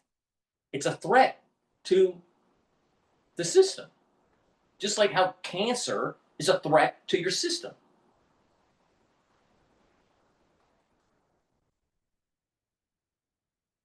It has left-wing motivations, clearly, but was probably radicalized by online peer groups rather Yeah. than the It's a multiple political figures. But It's a multitude. It's a multifactorial problem, Robbie. Come on, it's not one thing. It's the environment. It's the social media. It's the politic. It's the gender dysphoria. It's the economic hardship. It's all of it together. It's the overuse of the lobbying group capturing our representatives. I'm a Republican, all right? But I know for a fact that uber wealth controls Congress. That needs to stop. How do you do that? You tax the hell out of them. 75% of their wealth. Boom. And guess what? They'll have less money for the lobbying group. But it also means that social programs need to go away. Why? Because the country can't afford it. So you got both sides. You got the Republicans that are saying just cut the taxes. And cut the taxes and try to cut social programs. And you have the Democrats that are saying increase the social programs and increase the taxes. And both are wrong. Both are wrong. The pragmatic solution to this is tax the uber wealthy to cut their power. And then you cut the programs. You cut the Medicare, Medicaid, and Social Security based on a tranche system based on your age. And you slowly get people off of it. And therefore, the country is not as indebted. But both sides won't do that because socialists think that you need more social programs. And laissez-faire capitalists think that you should just have less taxes and no social programs. But people need to realize that we're in a problem. We are going into a debt loop. We're a doom loop. And the answer isn't from the Republican Party or the Democratic Party.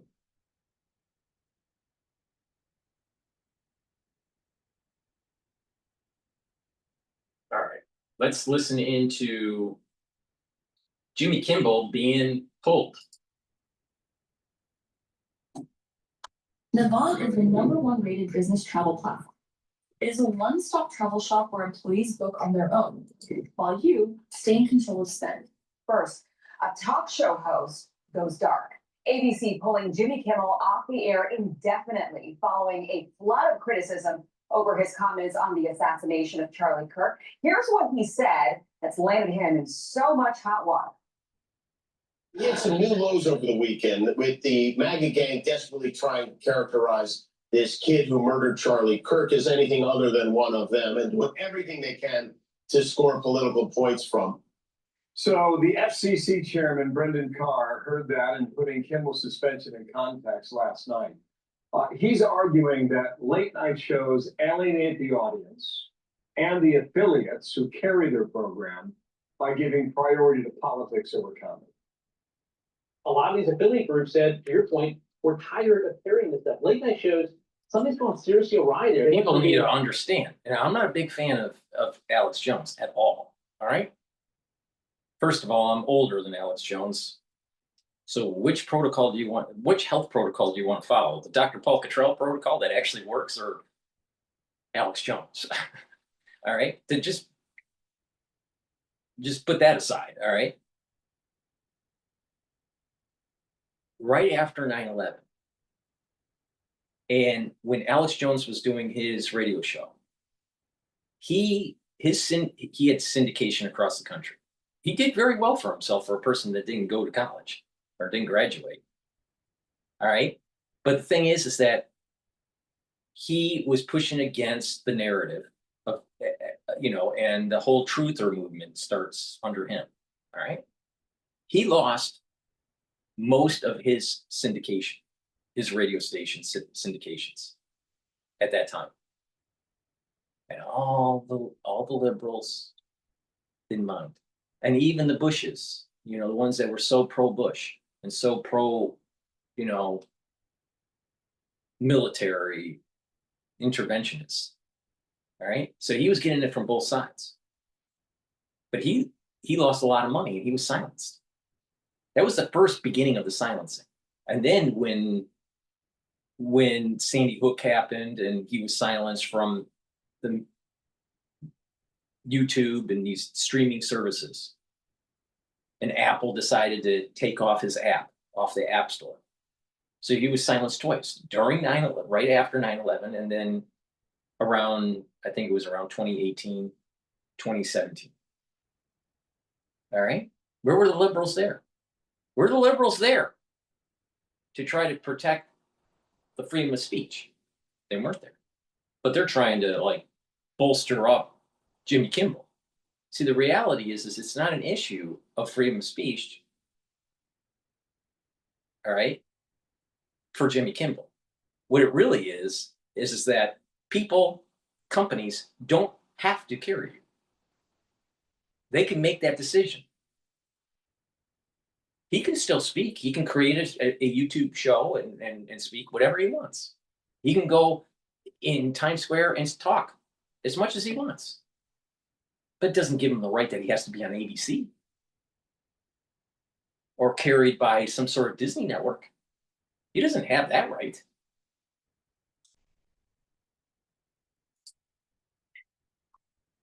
For gesture that would make fun of everybody in power to being court clerics and enforcing a very narrow political ideology. And Nexstar, as you noted, stood up and said, look, we have the license and we don't want to run this anymore. We don't think it serves the interest of our community. Sinclair did the same thing. So there's more work to go.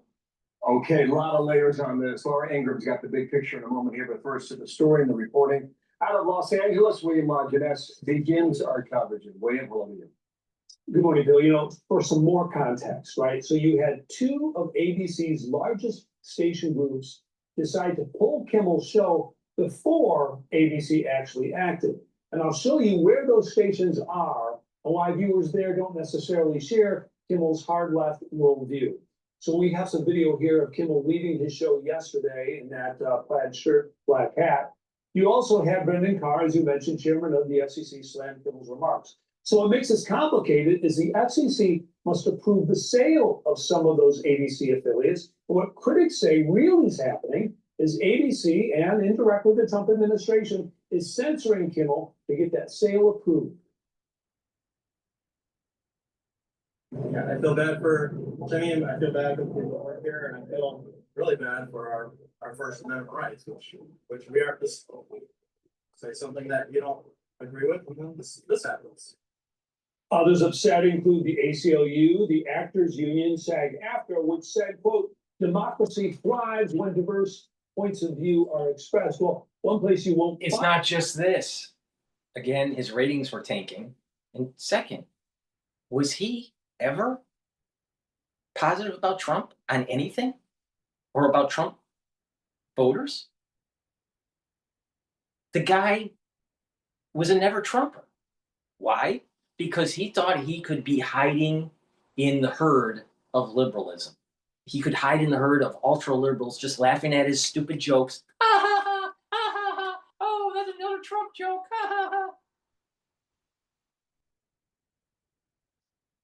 Liberals are liberals. I think it should be classified as a disease.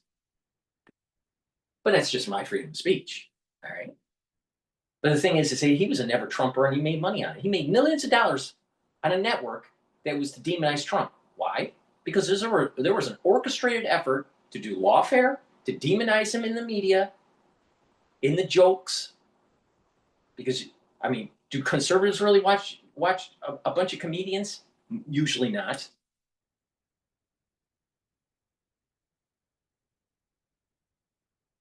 And so what they were trying to do is they were trying to demonize him in the jokes, in the joke circuit. And that's the reason why Colbert started faltering. The same reason why Jon Stewart is going to falter. He falters. And what's the other guy that's in New York? I can't even remember his name. His ratings are terrible too. And you have the mainstream media like MSNBC, CNN, demonizing Trump, demonizing his supporters. That went through the election in 2016, went through all of his tenure for his first term. And then all the impeachments and the lawfare, and then the rerunning in 2020. And then 2024. I mean, they throw everything at Trump. You trying to use the system to demonize them. They use freedom of speech to try to do it, and that's protected. But don't be surprised that when the system is moving towards conservatism, that people push back and don't want your content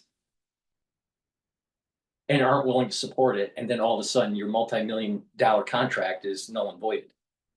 Don't be surprised. And this is one of the effects of the pendulum swinging towards conservatism and away from liberalism, away from the liberal mentality.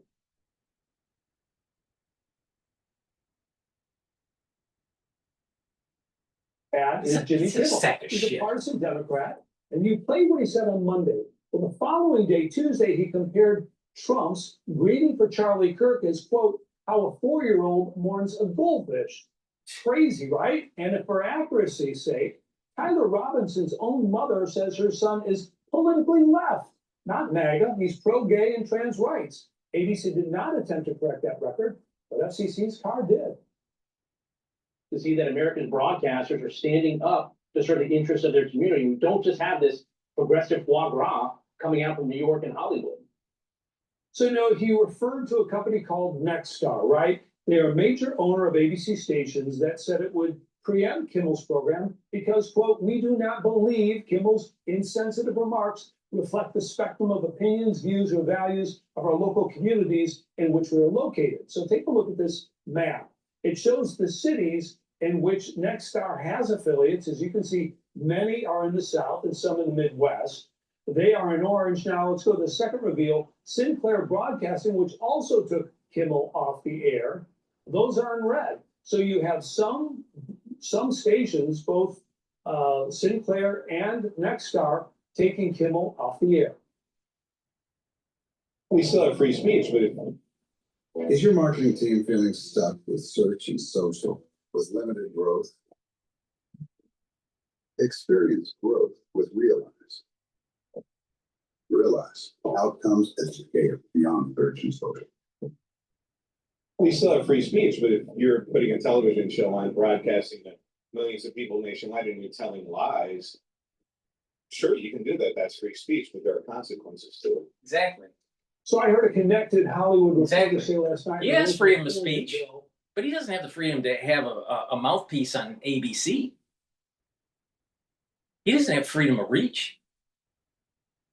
And where was he when so many people were trying to save individuals and improve their health during the crisis of 2020? Well, he demonized those people too. No, karma's a bitch. And everything that Jimmy Kimmel's getting, he deserves.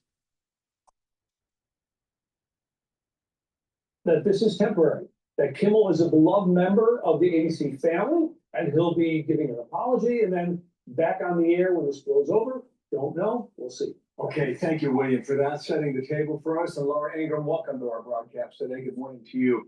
I mentioned a lot of layers on this a moment ago. Last night, Variety was reporting that Kimmel was going to go on the air and address the comments, but according to their reporting, wasn't going to apologize. That was last night, okay? Kimmel's comments came on Monday night, so that's 3-4 days ago, about MAGA that we played a moment ago. It was on Sunday when Governor Cox from Utah did several Sunday talk shows and talked about the leftist ideology. So go ahead and address this as we try and formulate our ideas about what is next here. Well, first of all, Bill's report was so informative because you saw where those station groups operate. So a lot of Midwest stations, Virginia, some in the South, a few on, in the mountain states. But that's the American audience that the ABC station groups that are involved here. are supposed to serve, right? So they're making a business decision, ABC, for now at least. And I agree, he might very well be back on these stations, but they're making a business decision that these comments are going to lose them money. And Sinclair said, Sinclair Station Group said, unless Kimmel apologized and made a donation to Charlie Kirk's family or Turning Point, they're not interested. He's off. It was pretty clear from Sinclair. The Nexstar merger, I see what the left is doing. They're saying, well, Trump administration censoring Kimmel because Nexstar wants to get the approval from the FCC. And then Brendan Carr went out on Hannity and Benny Johnson's show, and he seemed to put his finger on the scale here against Kimmel. Well, I want everyone to understand this. Kimmel's The 1934 Federal Communications Act does require, or allow, I should say, the government to. No, let's cancel read broadcast this. licenses, the old Let's broadcast- read this, okay? September 11th. With all these terrible things happening, this is what he stated. September 11th. With all these terrible things happening, you would think that our people, our president would at least make an attempt to bring us together, but he didn't, right? So that seems somewhat benign of a statement. All right, September 15th, the MAGA gang desperately trying to characterize this kid who murdered Charlie Kirk as anything other than one of them, and doing everything they can to score political points from it. That's now starting to become a little bit more, bringing a little bit more animosity between the liberal agenda and the conservative agenda. And I keep on saying this. These talk show hosts and comedians, the far majority of them were designated to demonize the Republican Party and especially Trump. He was almost like an operative, but he was a well-paid operative. And deep down inside, he probably believes it, but he was an operative.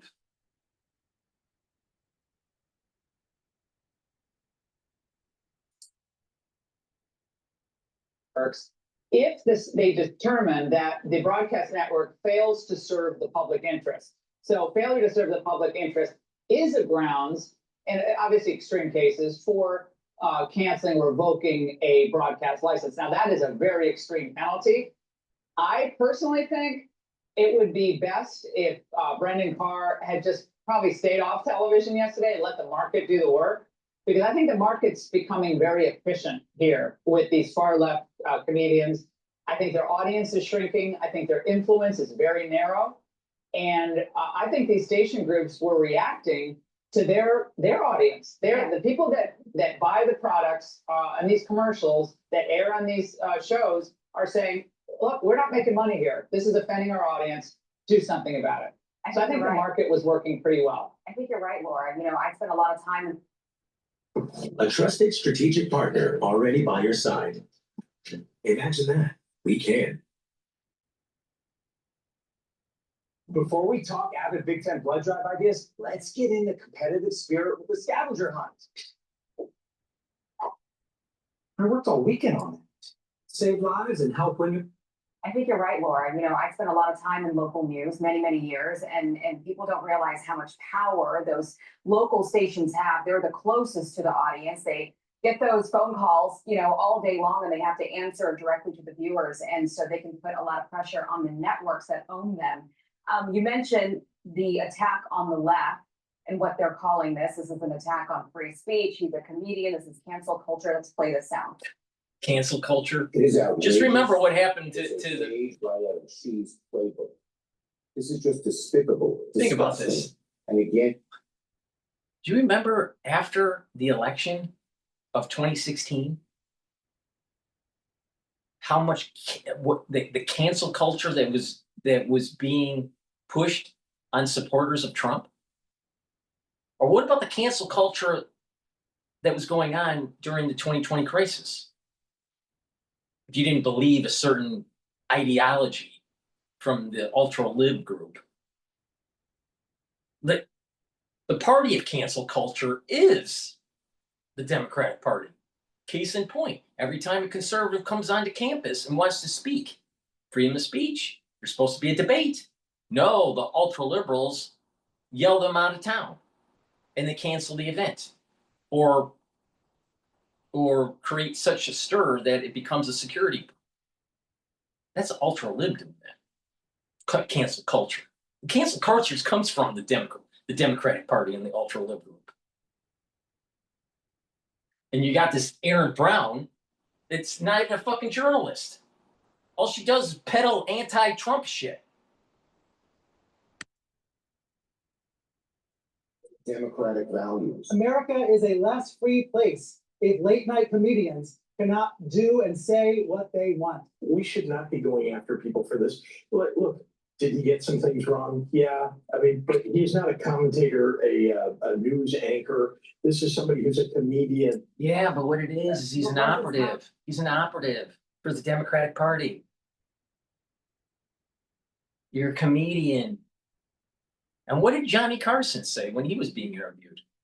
Comedians should never get into politics, period. Because it's just what you're going to create an animosity in the society. Ooh, Johnny Carson, he was right. And that was decades ago when he said that. He was being interviewed, I believe, in the late 1980s about this. Fast forward to 2025. And what Johnny Carson decided, what he said and he predicted happened. And you got people that are less talented, like Jimmy Kimmel. And he's running an he's running an operation to demonize a certain political party and a certain group of people. And believe me, he's said that Trump supporters are uneducated and buffoons and deplorables. I have almost 5 times more education than he does. 5 times more education. Not 1 time, not 2 times, not 3 times, not 4 times, 5 times.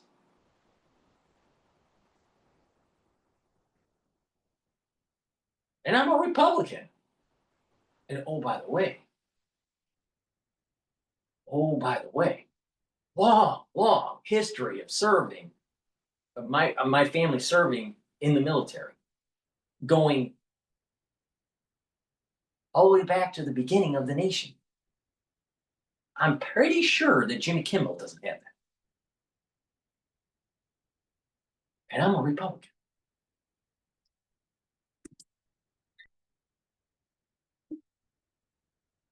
Was what he said, was it funny? I have to make an admission, I've literally never watched Jimmy Kimmel, not 1 time in my life. Never seen it. I've seen clips occasionally on YouTube and stuff, but I've never seen it. So I don't know what he does. I know he's Trump, hates Trump, hates. Yeah, he's a Trump hater. Right to hate anyone he wants. He has a right to say anything he wants. However, what he doesn't have is the right to be on ABC. Exactly. If ABC decides we're not making money and this offends at least half or more of our audience. So this First Amendment argument, unless the federal government is really involved here and they don't have grounds for revoking a station license, this isn't a First Amendment issue. This is a market issue. And if they're losing money, there's no obligation on the part of ABC or Sinclair or Nexstar to lose money because of a so-called comic that is not in any way something that most of their viewers want to hear from anyone. So that's not the First Amendment. That's smart business. I appreciate you getting off for us today. Thank you, Laura. Waiting the press conference too. So good to see you. Maybe we'll bring you back. Thanks, Laura. I'm Steve Ducey. I'm Brighteon Channel. And I'm Ainsley Earhart. And click here to subscribe to the Fox News. Please go to my store, the-studio-reykjavik.com, and get the soaps that I have. They're structural nano silver soaps. Get peppermint, lavender, lemongrass, or charcoal tea tree from my store. Get a few bars for your household. Very high quality. These are soaps that I use on a daily basis. It's made from structural nano silver. Also, get the toothpaste. The toothpaste has no fluoride, made from structural nano silver. It'll whiten your teeth, freshen your breath, reduce inflammation at the gum line, and help your gum line health. And this is probably something that you really want to use, especially in the fall and the winter. I'm just saying, you know, if you've been paying attention to the wastewater in the United States, something's going to happen in the fall and the winter, and you got to be prepared.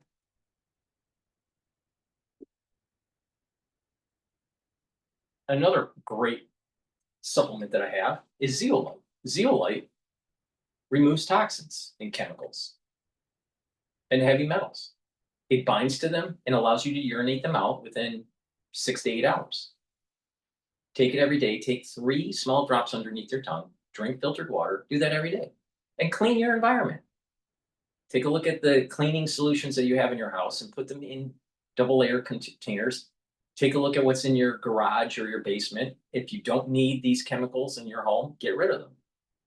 Because they do degas, and you are slowly breathing in some of the chemicals at a small concentration, and it does affect your immune system and your endocrine system. So you want to clean your environment, but you also need to detoxify your body. So go to my store and get the zeolite. This is very high quality. You take it every day to detoxify your body. And lastly, the gels. You can get it in a tube form or a quick dispenser form. Have some at work, have some at home. You never know when you need it. It's dual purpose. You can use it as an aftershave to soothe your skin. You can use it as a daily skincare. You can put it on a cut or abrasion or a minor burn. It'll help to heal it faster. Why? Because it keeps it clean. And guess what?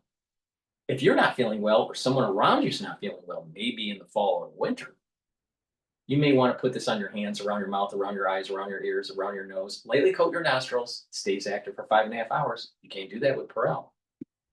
Please go to my store. Get prepared. Something's going to happen in the fall and the winter.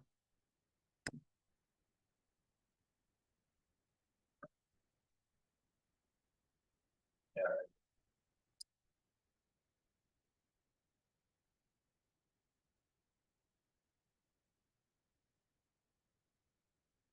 All right. Let's listen to Fox News about Chuck Schumer. Are you researching dental implants? There's a lot of dental offices that'll talk about doing their teeth in the day process. A lot of times what they mean is they'll do the surgery. CARE Act subsidies, provisions on Medicaid and rescissions, and $490 million for public broadcasting. Senate Minority Leader Chuck Schumer says the Republican CR does not, quote, address the growing crisis in healthcare that Republicans have caused, he claims, with their, quote, big ugly betrayal, or prevent a massive spike in healthcare costs for millions of Americans, says Chuck Schumer. House Speaker Mike Johnson, meanwhile, is warning the Democrats that if they will lose if the shutdown centers around healthcare. A House vote is expected tomorrow morning. The bottom line is this. We're spending too much in Medicare and Medicaid. We're spending too much in healthcare in general. Why? Because most of the chronic diseases in the United States are self-induced. We're talking about cancers and diabetes and heart disease. Most of these are reversible with proper diet, proper exercise, proper supplementation, detoxifying your body,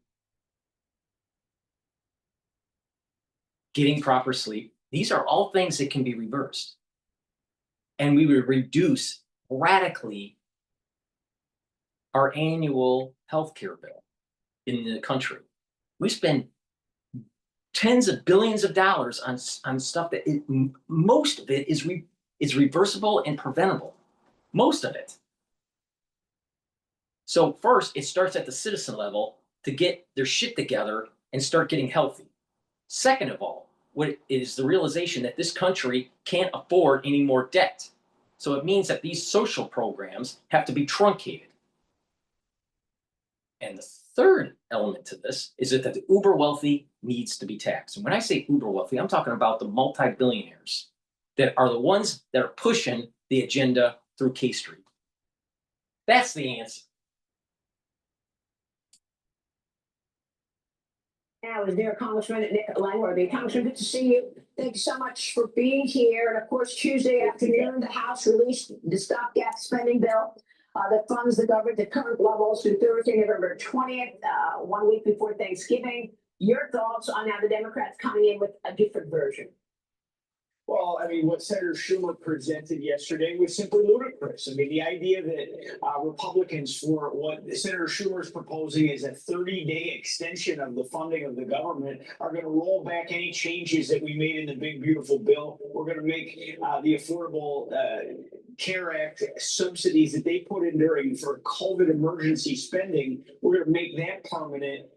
For a 30-day extension. I mean, they want to shut down the government, and Chuck Schumer and his Democratic senators will own this. That is their choice to shut down the government. If my Democratic colleagues in the House vote against the CR tomorrow, they will be actively voting to shut down the government. I mean, there's no other way to put it. Yeah, I mean, it stuns me to think about putting the money which was issued during COVID back in, because you all have been saying repeatedly that you want to get back to pre-COVID spending. And obviously we all know that there was way too much spending in response to COVID.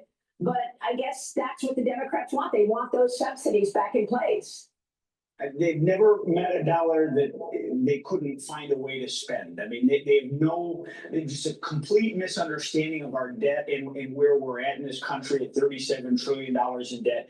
And they want to continue to spend with reckless abandon. The idea that we would roll back all of the reforms that we worked half a year to do, that 77 million Americans fought for and voted for last November to get a 30-day extension of the government. I mean, they're not serious. They want to shut down because they want to answer to their very angry left-wing base that has Trump derangement syndrome. This is what this is all about. So where is this going then? I mean, the bill is subject to a 60-vote threshold in the Senate, which of course is 53 to 47, GOP controlled. You're going to need Democrats in the Senate, and of course the House can only afford to lose 2 Republicans if all Democrats vote no, and that's Representative Massey is a public no from Kentucky. So where is this going? Will we see a shutdown then? We have to stick together. We have to pass this through the House first. Yeah. I certainly urge my colleagues to stick together. President Trump has asked us to join united, to stand with what he's trying to do. Better question. Since the government doesn't have money, maybe you should shut it down. Secondly, if the government isn't effective, maybe you should shut it down. So why should we care? Keep this country going in the right direction. A vote against this for petty disagreements. This is a clean spending level. This is a clean CR, keeps the government open.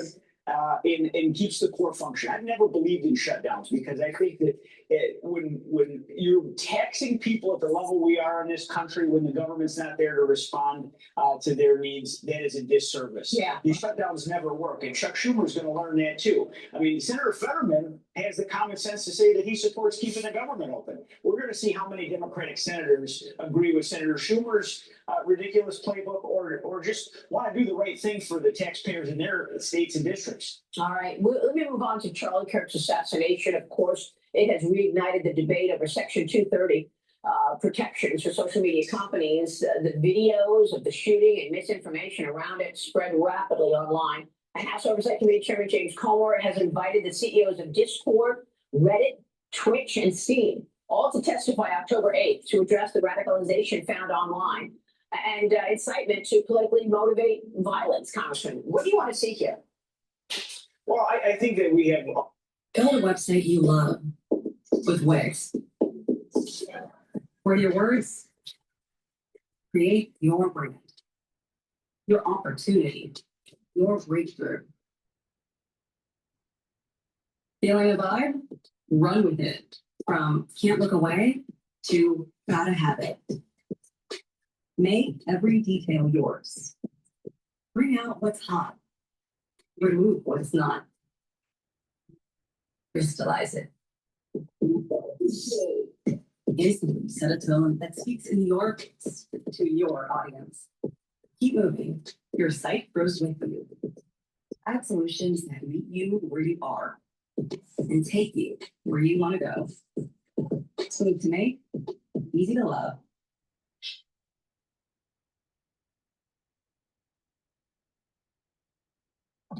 What's the learning app again? IXL. It gives each kid the exact support they need. Are we talking about IXL? My kids love it, and research shows that even boosts test scores. IXL, the learning program 16 million students trust. Try it today at IXL.com. Well, I think that we have a lot of questions in section 230. I mean, is up for some serious debate. I think something's got to be done. These things were put in place to, protect these companies from, disagreements between neighbors about libelous information. What we have here is a radicalization movement, and it's not, really your mainstream social media platforms. We're looking more at Twitch and Discord and these things that have a gaming overlap with that gaming culture. We're seeing a radicalization time and again that's coming through these platforms. I think we have a lot of questions to ask these people, and we have to learn more and more about this culture surrounding the killer in Utah that stole the life of great American Charlie Kirk. He sure did, and Paul, he wanted to be more of a gamer. Yeah. Right? The suspect. He did, and the roommate did as well. The roommate is described as an aspiring gamer. It makes you wonder how these two were keeping heart and soul together, where the money was coming from relative to 230. This goes back to the foundational days of the internet. The idea was to keep it open, to keep free speech going, make it ultimate First Amendment. However, we get into some dangerous territory, and the early decisions came down in such a way that said, if you put forward that you're going to regulate, you're going to provide oversight, then you own that. That made the companies pull back. We don't want to do that. We don't have to want to hire a ton of people. It blew the doors open. A lot of these forums are very, very unregulated, and let's remember something else. Under the Biden administration, speech was regulated relative to COVID. Yeah. And that flew. So now we're seeing a pullback. It's going to be interesting to see how this goes in a different environment. That's exactly right. And think about it. People are gonna Think keep about it. one- Look at what the Biden administration did. How many people lost their life because of the censorship? A lot of people. A lot of people. That's a sad thing. That's a very sad thing because they were pushing a liberal agenda.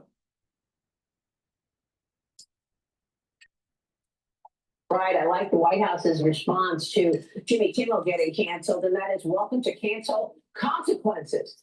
New York Governor Kathy Hochul, meanwhile, Congressman, is defending her endorsement of New York City mayoral candidate Zoran Mamdani. After President Trump threatened to withhold federal money from New York, Hochul is arguing that the Democrat Socialist mayoral is the best candidate to fight the president.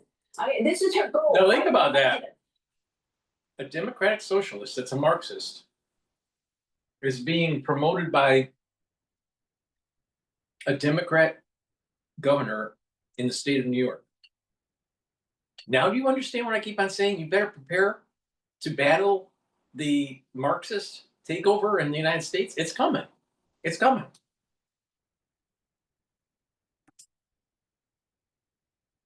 Instead of actually making New York better, Mamdani did not even immediately endorse Hochul for her own governor's race next year, nor have prominent Capitol Hill Democrats jumped in for him, including Chuck Schumer and Hakeem Jeffries. Where is this going? What do you think this says about the country? Well, Kathy Hochul once again knuckled under to her radical base. Yep. The people that elected Mamdani in the Democratic primary. This is a matter of defending New York. The greatest, largest city, the most important city in America is on the line. Yep. And Kathy Hochul has rubber stamped the idea that a socialist or a communist is going to run that city. And he's surrounded by a lot of the same ideology in the New York City Council. We've seen their bad policies. What they need is a moderating force in that city that can be a force to administer the city. This is not a social experiment as mayor of New York. You got to run a city and make sure things are happening in the right direction. Yeah. Kathy Hochul is completely wrong-headed. And then you see the Speaker of the New York State Assembly yesterday saying he's ready to go along with raising taxes on New Yorkers. With Mayor Mamdani. Yeah, I mean, this is where New York's heading. Congressman, let's face it, there is a Republican in the race. It's Curtis Sliwa. Okay, are you gonna support Curtis Sliwa? Are you gonna get behind the Republican in this race? Listen, I live in Buffalo, New York. No one cares what I think about the New York City mayor's race in the Republican primary. Why don't you encourage the Republican in the race?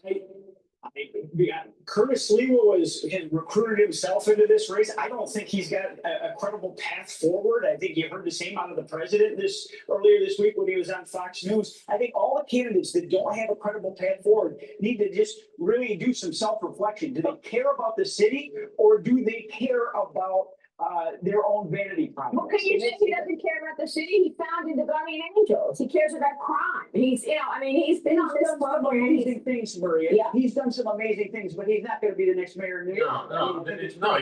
He needs to step down. He needs to step down. It needs to be Cuomo versus Mondami, and then maybe there's a chance. Maybe. But if you have Adams and you have Silvio in there also, it splits the ticket, and boom, guess what? You get a Ross Perot moment. Clinton was an accidental president because of Ross Perot. And Mondami is going to be the accidental socialist, communist, Marxist in New York. Brought to you by a bunch of stupid liberals. Please go to my store, the-studio-reykjavik.com and get the lozenges and the drops. You're going to need these for the fall and the winter. Make sure you have some at work and at home. And once you have that throat irritation, take them right away. Very high quality. You can get the elderberry zinc on my store. Get a few bags for your household. Also, I have in stock drops, which are smaller than the lozenges. You get 100 in each bag. Get a few bags for your household. Take them right away. You can get it in honey and lemon, cherry flavor, or in blueberry. But get a few bags for your household. Have some at work and have some at home. Take them right away, especially this fall and winter. You have to mitigate the issue right away. Right away. Trust me on this. All right. The fall and the winter is going to be problematic. Be prepared.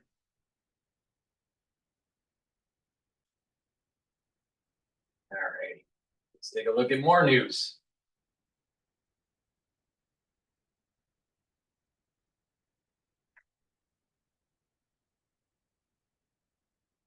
Interesting.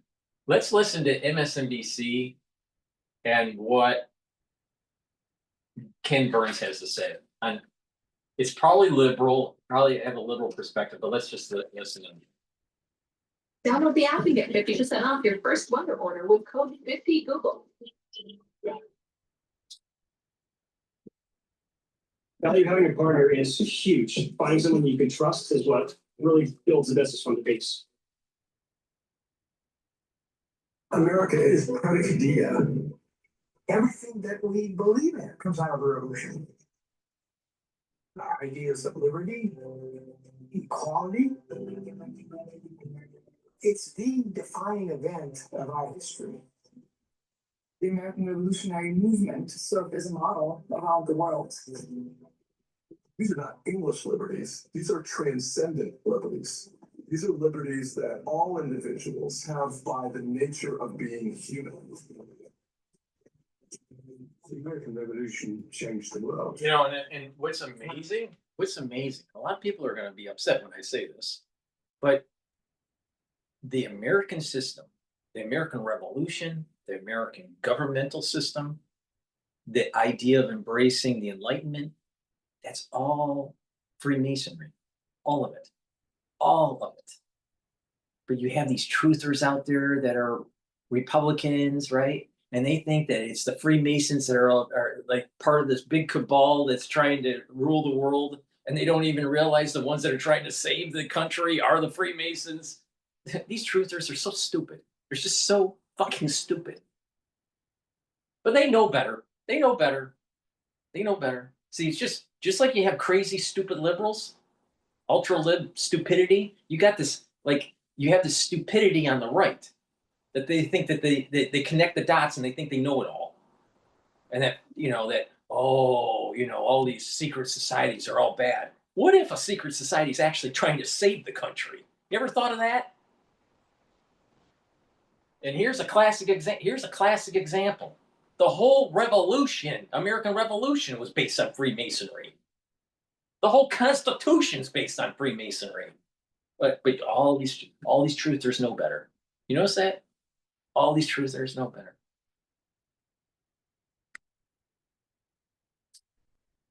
That's part of the trailer for the American Revolution, the upcoming docu-series, which was 8 years in the making and filmed across 100 different locations. It examines America's founding from a first-person perspective, narrated by cast of actors including Tom Hanks, Ethan Hawke, Samuel L. Jackson, Meryl Streep, and many more. And joining us now, award-winning filmmaker and director of the series, Ken Burns. Tonight, Jeffrey Goldberg will be moderating a panel discussion on the project following an advanced screening at the Atlantic Festival here in New York City. That's really cool. And two of my relatives fought with George Washington. Just keep that in mind. But all these truthers know better about the Freemasons. It's a big cabal and trying to New World Order. Blah, blah, blah, blah, blah, blah, blah. They're just trying to destroy the country. Really? Really? Very cool. Well, you're cool guys. Yeah. That's what they say. Ken, you have great timing here on the concept of liberty. Mika, I started this project when Barack Obama had 13 months to go in his presidency. Mark Twain, as everyone says, and I probably bored you endlessly, famously is supposed to have said, history doesn't repeat itself, but it rhymes. The rhymes over the last almost decade of working on this are continual and amazing, and they change all the time.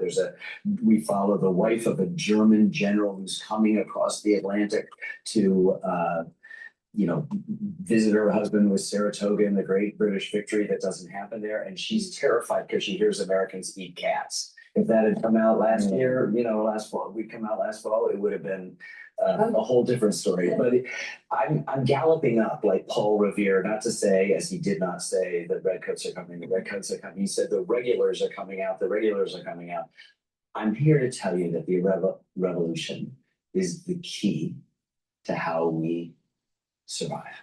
The story of our origin story, where our notions of liberty, how the many accidents, the contingencies, when on April 19th on Lexington Green in 1775, the chances of success were 0, and how 6.5 years later it became a success, is the most important event in the history of the world since the birth of Christ. Mm-hmm. And I have been stunned. I'm glad I waited this long in my professional life to try to tackle it, because it's so very complicated and speaks directly to our moment in almost every way. What you do always so brilliantly, Ken, is shed new light on things we. And that's why it is so important to push back and make sure that we have capitalism and that we don't have this Marxist takeover by the ultra liberal. Maybe we should sit back and actually say, is that Constitution, that document that many people fought for, is upheld and supersedes your own life? You ever had that thought? Like, your life doesn't mean as much as the Constitution? Like, just sit back and really think deeply about that. That no one in your life is more important than the Constitution. And once you have that kind of mindset, then you'll start to realize that it's not okay to let some sort of Marxist takeover take place in this country, and that we need to fight it.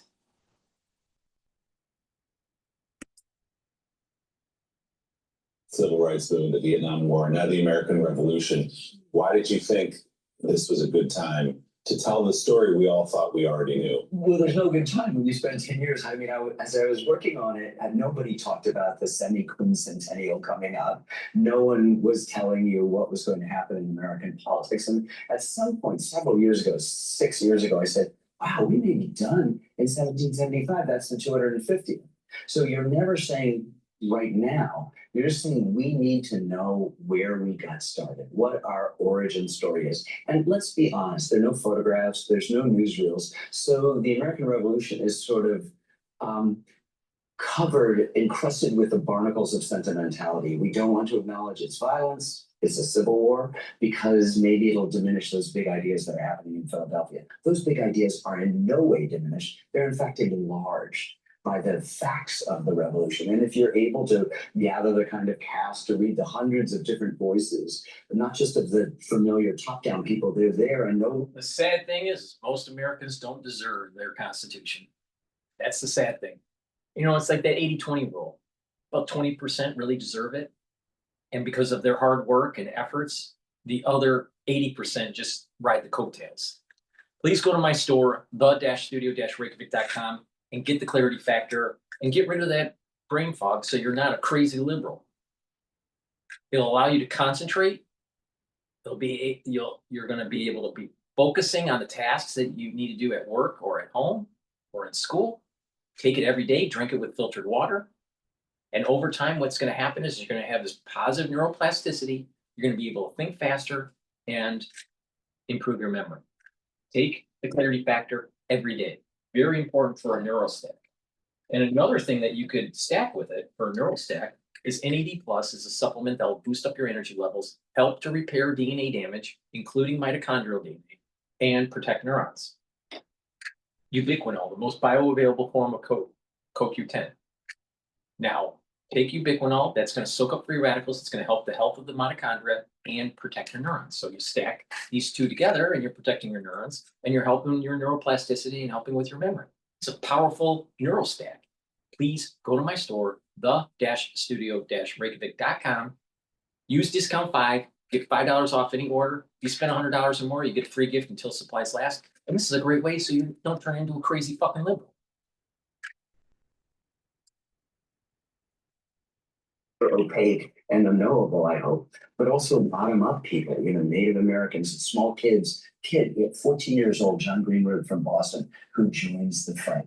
And at the end of the war, the people who are winning it are teenagers and disaffected folks and felons and second and third sons without the chance of an inheritance and recent immigrants. And we think of it as the sturdy militiamen. They're heading off to plant the crops or going home to read the crops. Democracy isn't the object of the revolution, it's a consequence of it. Because when you look at the people who actually won the war, it's us, it's ordinary people. Ken, thanks to you.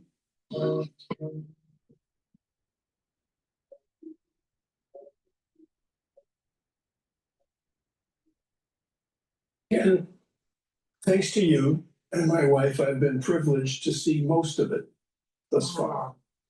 And I was struck. Don't tell us how it ends. We don't know how it ends, given what's going on today. But I was struck. And Jonathan and Benjamin Rush, the great physician, says the American war is over, but the American Revolution is still going on. Well, I was struck by how much I thought I knew about the origins of this country that I did not know, that I found out during your classroom. And it's a classroom. It's an epic classroom, this film. What did you learn? What surprised you as you made it? Everything going into it, it was almost like a daily humiliation of what you thought you knew about.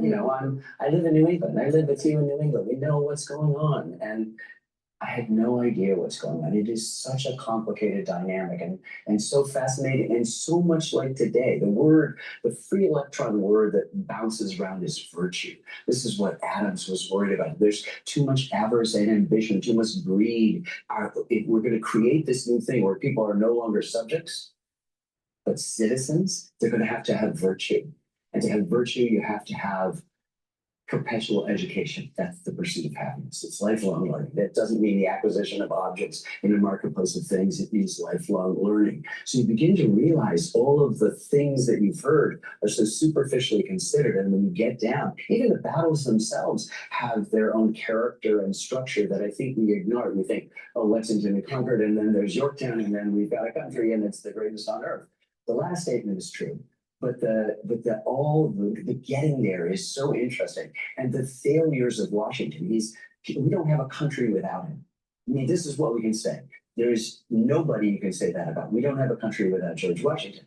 But he is deeply flawed. He's rash. He rides out on the... Right.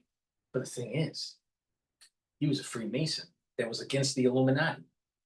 Oh, the truthers don't want to say that. They think everybody's infiltrated by everything. This country will be saved by individuals that are part of the remnant. Now, I want you to really sit down, take a piece of paper, and write this down. This country will be saved by individuals that are part of the remnant. And it's a very small percentage of people. Very small. And believe me, it ain't the truthers.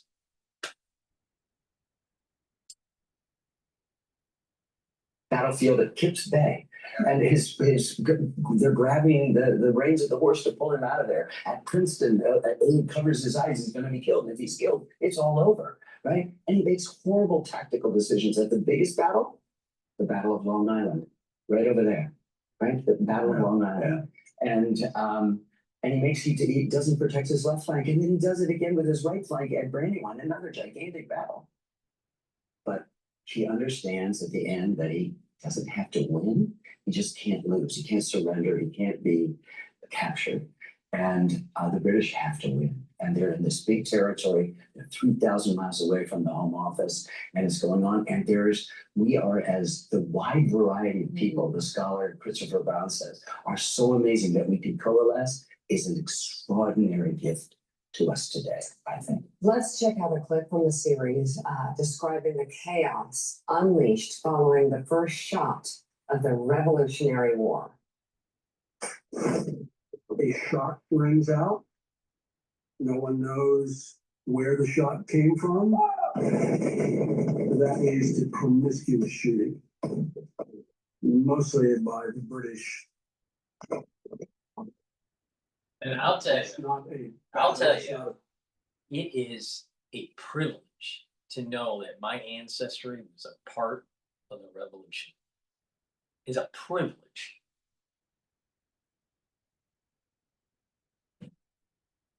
It's also a privilege to know that they were part of the Civil War too. Oh, and World War I and World War II. The Vietnam era. It's a massacre. Now blood has been shed. Now the man on your left has been shot through the head. Your neighbor on the right has been badly wounded. You can't put that genie back in the bottle. So, Ken, you mentioned this a few minutes ago, but one of the things that struck me about watching this is the violence of the revolution. We think of the Civil War as hyper-violent, brother against brother. World War II, obviously, although Vietnam. This is a brutal war. We accept, Jeffrey, the violence of those other wars, but somehow we don't accept the violence of this. There is proportional violence. There are some places like New Jersey and South Carolina where you do not want to be in this revolution. More British and Hessian soldiers fall in one winter seeking forage than they do in the major battles because it turns into a guerrilla war. The Vietnam analogy, the Brits say, we have this province pacified. And then they go, well, we actually don't have it pacified. Not at night, right? And not at night. And people are beginning to really, occupying army does bad things. And they forage, women are raped. It's a horrible situation. And then people who have signed up after we lose the Battle of Long Island to the Declaration of Dependence suddenly are taking up arms out of anger. And Adam says, motivated by revenge as well as by cause. This is a big thing. And what happens is you have all these people streaming into militiamen, streaming into the Continental Army, who are then pushing back the British. It is an amazing story. If you're going to quote from Lexington Green, let me quote from the end. We follow a German soldier named Johann Ewald. He's unbelievably contemptuous of this rabble, right? But he's part of the surrender at Yorktown, and he said, with what soldiers in the world could one do what was done by these men? One can perceive what an enthusiasm which these poor fellows call liberty could do. Who would have thought 100 years ago that out of this multitude of rabble would arise a people who could defy kings? That's us. That's us. It still is. Still is. The new docuseries, The American Revolution, premieres November 16th on PBS and will air for 6 consecutive nights. Also on November 16th, the full series will be available to stream on pbs.org and on the PBS app. Award-winning filmmaker Ken Burns. Rewind that for a second. The new docuseries, The American Revolution, premieres November 16th on PBS and will air for 6 consecutive nights. Also on November 16th, the full series will be available to stream on pbs.org and on the PBS app. Award-winning filmmaker Ken Burns, thank you, and of course you He can does go to good the work. Atlantic Festival. Tonight. That's I think he does good work. lovely. He does good work. I haven't seen the Civil War one. I want to see that, but I did watch his Roosevelt's series. Very interesting because it's going from all the way to Teddy Roosevelt through FDR.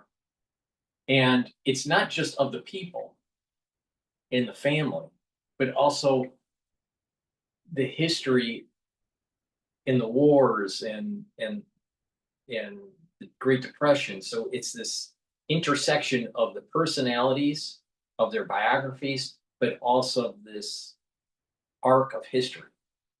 Fascinating, absolutely fascinating series about the Roosevelts. Now, I was watching his series on Hemingway. I didn't like it. I didn't like his series on Hemingway. But he speaks really well. He captures the essence of the subject matter pretty well with his style, because the Ken Burns style of editing, movement of pictures. So I'll watch this. The Hemingway one, I had a hard time going through because I just something about it. I liked Hemingway as a writer, but in terms of watching the documentary, I wasn't that a big fan of it. But the Roosevelts, he did an excellent job. Absolutely excellent job. You really learn about the nitty gritty, some of that granularity of the time periods. All right. Please go to my store, the-studio-reykjavik.com, and get the Cottrell. Why? Because we're going to be going into a revolution, and you're going to need to build some muscle. This is for males and females. You need to do this, especially if you're 40 years of age or older. Take Cottrell as polyphenols, flavonoids, and lignans to help with the gene expression to build muscle. Do some resistance training. Take Cottrell, drink it with filtered water. It'll also help the health of your mitochondria.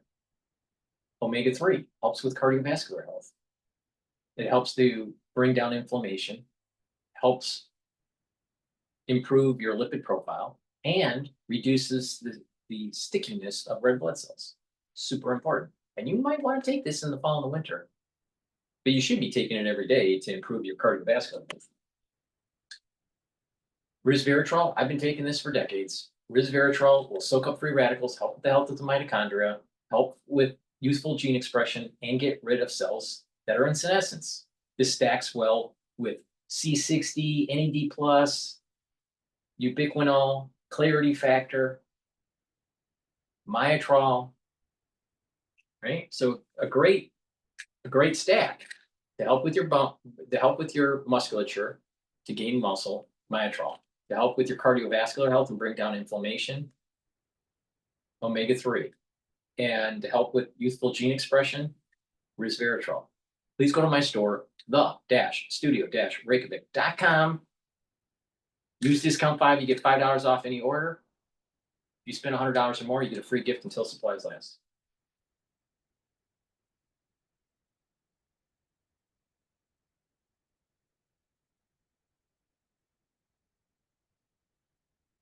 Okay, let's go and listen about what's going on in France. Because they have a problem. One AI side builder you need to meet. This is Dope Tech from Wiz.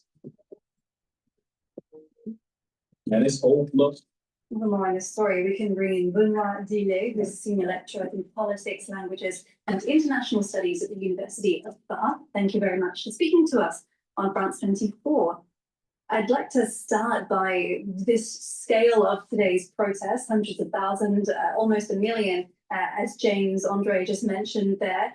How much of a test is this for the new Prime Minister?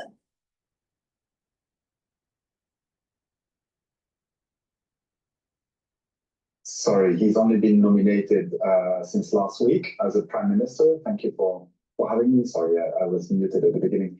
Sebastian Lecornu does not change much to the present political crisis, and I think what we are facing right now in France is a fiscal crisis and a political crisis.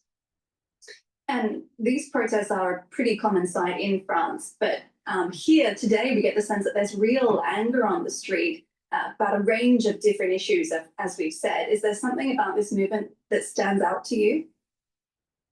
Yes, I think it's very much in continuation with the pension reform strikes that we witnessed 2 years ago. So it's a lot more, if you want, scattered or distributed throughout France, which is a kind of inheritance from the Yellow Vest movement in 2018 and 2019. It's no longer simply concentrated or focused on the Paris capital, but it's really spread out in smaller towns. What we saw with the pension reform strikes and demonstrations were some towns, you had about some towns of 80,000 inhabitants, you had around 50,000 people demonstrating. So very, very large gathering in smaller towns as well that need to be taken into account.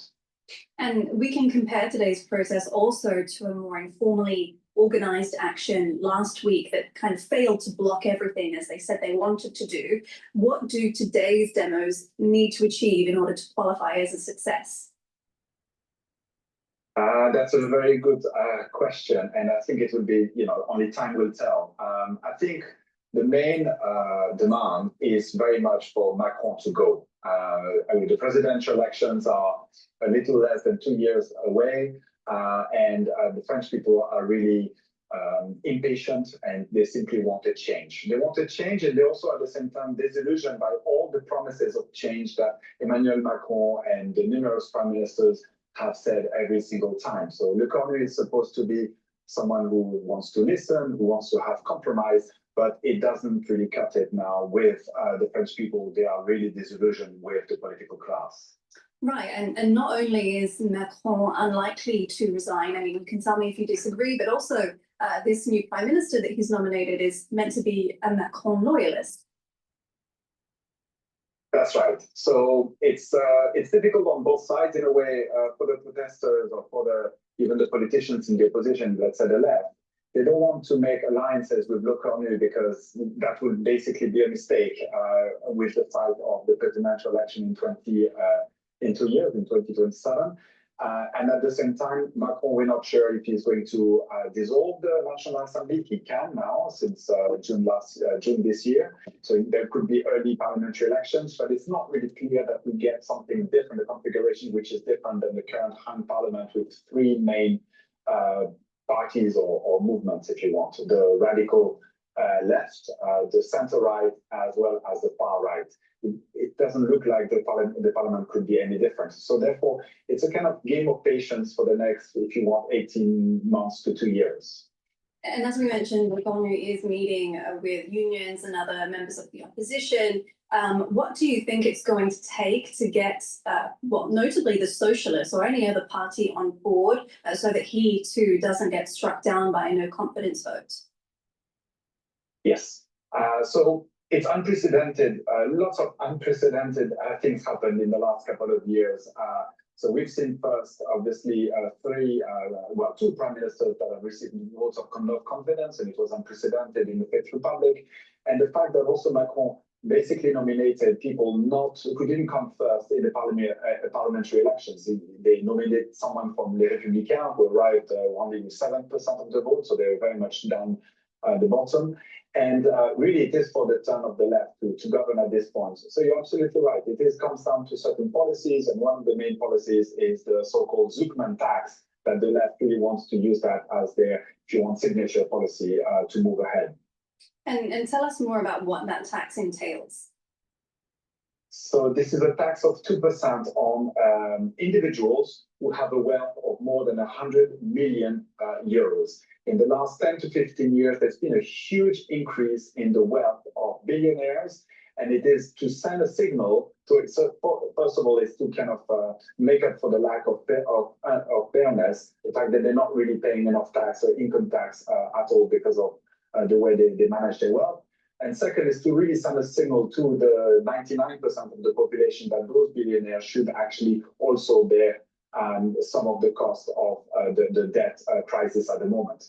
That it's only fair if the very richest pay a bit more, so 2% on 100 million wealth, which is not asking for a lot, while obviously their wealth increases every year by 6 to 8%. So it will they will only increase their wealth by 4 to 6%, which is still a huge increase. Right, so that's what the socialists want. What about the far-right National Rally? Where do they come in all of this? Could they also be the kingmakers here? And does this kind of political stagnation make them look even stronger ahead of presidential elections in 2027?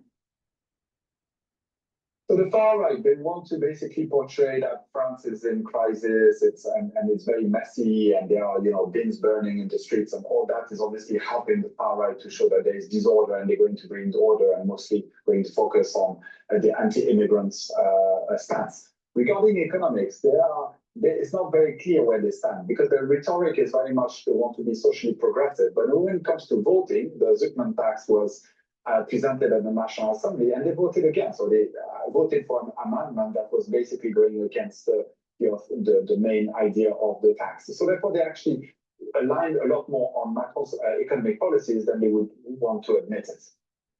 All right, Benoit Adinet, thank you very much for your analysis. We'll have to leave it there. Thank you for having me.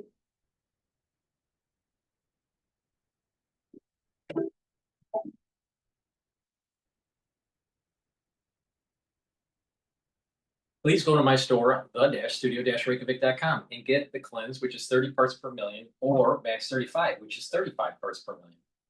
Take a teaspoon a day, every day, swish in your mouth, gargle 20 seconds or 30 seconds, and swallow it. What this will do is boost up that immune system, help with the health of the epithelial lining, and maintain the mucosal barrier. That will help with that immune system, boost that up. This is the first pillar of my core protocol.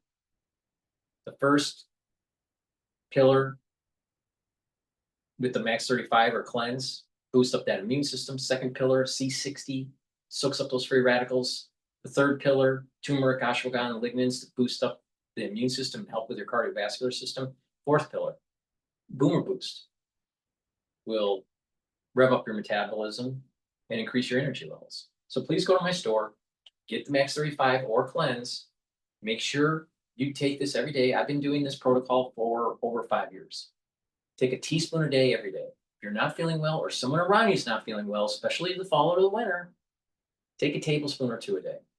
Please go to my store, the-studio-reykjavik.com, and be prepared, because the fall and the winter may be very problematic. Highly probable that it will be problematic. Please go to my store and get the vitamin B complex. This will rev up your metabolism, help with energy levels, and protect neurons. If you're 40 years of age or older, you need to start protecting your neurons and increase your metabolism. You know why? Because there's a lot of people that are older that are fat. And a lot of people in the next 5 years are going to have problems with their neurons. You better start protecting them. And let's talk about that third pillar here. Lignans, soaks up free radicals. It's going to bring down inflammation. It's going to help with your endocrine system and your immune system. And by bringing down that inflammation, it'll also help to recover from workouts. Turmeric, soaks up free radicals and brings down pro-inflammatory cytokines. Super important. If you have chronic inflammation, you're immunosuppressive. You want to bring down that chronic inflammation. Ashwagandha root controls your glucose levels and your cortisol levels. Helps with your cardiovascular health and your immune system. By taking these together, it's a super stack that improves your immune system, boosts it up, and helps with the cardiovascular system by bringing down inflammation and soaking up free radicals. When you're bringing down inflammation and soaking up free radicals at the vascular level, you're reducing plaque formation. And this is part of the reason why this is a major stack for an anti-aging protocol. But it's also a great stack to weather the storm in the fall and the winter. So you better start getting prepared. So go to my store, get the stack, make sure you have it available for the fall and the winter. Or don't be surprised if something really bad happens. All right. Let's listen into Fox News and Shapiro, I think is talking. Before we talk avid Big Ten blood drive ideas, let's get in the competitive spirit with the scavenger hunt.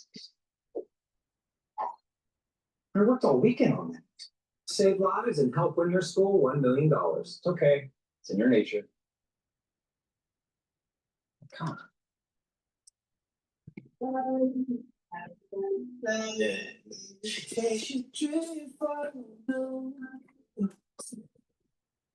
Our nation in mourning after the assassination of Charlie Kirk. Supporters have been paying their respects outside of Turning Point USA's headquarters in Phoenix, Arizona.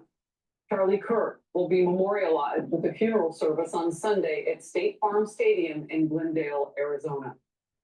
I'm Harris Faulkner. You are in the Faulkner Focus. In a powerful tribute, Utah Valley University draped a massive American flag over the area where Charlie Kirk was assassinated. Students there returned to classes yesterday. Some say they are very shaken. Just being on campus is hard for everybody. You know, it's a super emotional moment. It's somewhere that we go to further our lives, and it could be also the place where it ends our lives. He celebrated all the things I support: family, God, love. He never went a day in his life never preaching about how much he loved those. I think it was important that he really, you know, spoke to the youth because they're an upcoming generation. I don't think UV is ever going to be the same. You saw Tuesday and Wednesday, we're checking in on the nation and on that campus on a regular basis with our love, our thoughts, and we want to hear theirs, what they're going through. Moments ago, President Trump honored Charlie Kirk's legacy while speaking from the UK. Charlie Kirk was heinously assassinated for speaking his mind. He was a great young man, incredible future. Some people said he might be president someday. I told him, I said, Charlie, I think you have a good shot someday at being president. And he just wanted to take care of youth. He loved youth. I've never seen anybody relate to youth like Charlie, and they related to him, and they're devastated. And as we take a moment as a nation to bow our heads and think better thoughts about the future if we can, the left is making that very hard to do by pushing false narratives like the one about Charlie Kirk's suspected assassin. ABC has suspended Jimmy Kimmel's late night show live indefinitely over remarks he made surrounding all of this that we've been through. Kimmel is reportedly furious over the decision and looking for ways to get out of his contract. Here is exactly what he said in his opening monologue on Monday. We hit some new lows over the weekend with the MAGA gang desperately trying to characterize this kid who murdered Charlie Kirk as anything other than His whole monologue for years has always been to demonize Trump supporters and Trump and his administration. For years. Notice how he opened it up? MAGA, MAGA, MAGA, and they're, you know, just the deplorables. This guy is a dipshit. He's a fucking dipshit. They can to score political points from. President Trump posted, "Great news for America. The ratings challenge Jimmy Kimmel show is canceled. Congratulations to ABC for finally having the courage to do what had to be done." Senior national correspondent William Lajeunesse. William. Well, here's two things here. What Kimmel said, and secondly, why stations want him off the air. But then there's another layer. There's a $6 billion sale of some TV stations that some feel ABC caved to government pressure to get the deal done. But let's start with Kimmel. Seen here after ABC suspended his show for comments about Kirk's killer and this joke about President Trump. This is not how an adult It's not greets a the joke. murder of somebody It's not a called a joke. friend. This is how a 4-year-old. This is not a joke. This is not a joke. This is some liberal operation to try to demonize the Republican Party. This is not a joke. Come on.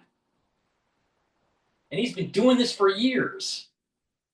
He hides it under this is a joke. He's a comedian.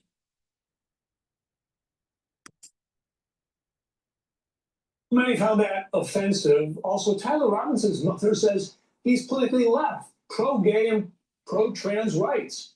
Kimmel was wrong. To see that American broadcast. Need a new mattress but confused by all the choices? At Mattress Firm, we make it easy. Our sleep experts have the unrivaled know-how to match you with a perfect mattress. And right now, get To see that American broadcasters are standing up to serve the interests of their community. We don't just have this progressive foie gras coming out from New York and Hollywood. So that prompted this from the ACLU and Democrats. Jimmy Kimmel is the latest target of the Trump administration's plan to silence critics and control what American people read and watch. This is just despicable, disgusting, and against democratic values. America is a less free place if late night comedians cannot do and say what they want. We should not be going after people for this. Look, did he get some things wrong? Yeah, I mean, but he's not a commentator, a news anchor. This is somebody who's a comedian. Well, many feel he is a social commentator, but Kimmel can say what he wants, but ABC can also hold him responsible for it. We still have free speech, but if you're putting a television show on broadcasting to millions of people nationwide and you're telling lies, sure, you can do that. That's free speech, but there are consequences to it. And here's the backstory, Harris. The red dots you see are ABC-owned affiliates by Sinclair Broadcasting. The yellow dots represent some of the 32 ABC stations owned by Nexstar, which is trying to buy 64 more stations in a $6 billion deal.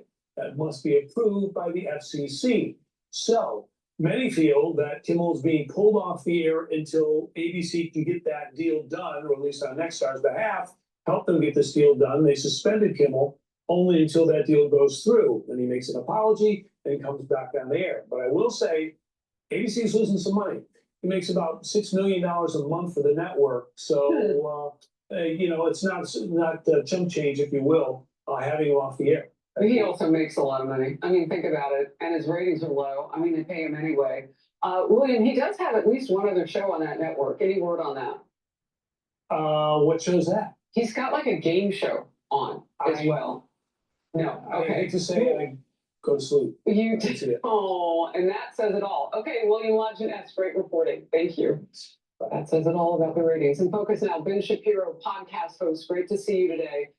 First of all, you're in the media. You're seeing this blow up as we all did in social media over the last 24 hours, especially last night. Just like I don't trust celebrity docs, never trust a celebrity lawyer. All right. And not just that, he's trying to position himself to be the next Charlie Kirk. See, there's going to be this battle now between Milo and Jim and Ben Shapiro. And I think both of them cut their teeth at Breitbart. But the thing is that never trust a celebrity doc, like Dr. Drew, Dr. McCall, right? I mean, go into the clinic and treat people. Stop doing syndicated shows. The same thing here with a lawyer. Same thing here. It's all about the money. He's a modern Orthodox Jew. All right, great. He's as religious as I am. All right. So what? But he's a lawyer, and he's trying to move the persuasion of the society. Now he's of the right person. He's of the Republican persuasion, right, or right of center persuasion. But there's something about Ben Shapiro that I just don't trust. Now, a lot of people don't trust him because he's Jewish, but that's not the reason why I don't trust him. It's because he's a lawyer. He's a celebrity. See, these celebrity lawyers, celebrity docs, they're cut from the same cloth. It's all bullshit. It's all bullshit. It's all about the money. It's all about the money. It's not about really helping people. It's all about their own fame and fortune. Your first reaction? My first reaction is I'm sort of surprised that it took 10 years for the public to sound off on how much Jimmy Kimmel sucks. I mean, the reality is that he's been awful at his job for full on a decade. His ratings have been terrible. He has become not a comedian, but as Guy Benson over there has said, the woke hope of late night comedy. Yep. And so affiliates looking at Jimmy Kimmel at this point and saying, you know what, we don't wish to be associated with Jimmy Kimmel's program. That is perfectly well within the ambit of what affiliates very often do when they don't like the programming or they don't like the things that particular hosts are saying. Sinclair has made very clear their feelings about Jimmy Kimmel. They say they're going to replace his show on the air this Friday with an hour-long tribute to all of our friend Charlie Kirk, which I think is exactly the right move. I would not be shocked at all if that tribute received significantly higher ratings than Jimmy Kimmel's show did in that slot. Well, back in 2017, there was somebody who already felt like Jimmy Kimmel didn't have great humor. In fact, he tweeted about it. Charlie Kirk. Look at this. Charlie Kirk said then, October 5th, 2017, Jimmy Kimmel isn't funny. Then. Well, I mean, Charlie was right about a lot of things. That is just another thing that Charlie was right about. And again, I think that the question as to whether Kimmel is losing his position, whether he ever comes back due to public pressure, or whether it's due to the Trump administration is an interesting question. But there's no question that the general public was not buying what Jimmy Kimmel was selling, and that was evident from the ratings. And if affiliates again say, you know what, we don't wish to put this on our stations, well, nobody has a right to a late night show on ABC or its affiliates. Well, Kimmel was far from the only person in the legacy media pushing the false narrative that the suspect was MAGA and motivated by far-right ideology. Watch this. The shooter was right-wing. There's no ifs, ands, or buts about it. It's not really hard to figure out. In fact, he was very, very right-wing. He had at least some association or affinity or fascination or interest in this Groyper group, which would lead you to believe that he's actually not a leftist. There was an incredible amount of angry discourse from the right, blaming the Democrats, blaming liberals, saying, you're the reason this happened. Only to find out, surprise, 22-year-old white dude, loved guns, didn't check any of them boxes y'all thought he would check, did he? I mean, Our tip, Vienna trip. Every flight, pure delight. Culture time, always fine. Fly non-stop to Vienna. Book now on Austrian.com. Austrian. In a world where you've constantly been told what you can't do, who will you choose to be when presented with something different? Ask your healthcare provider what could be.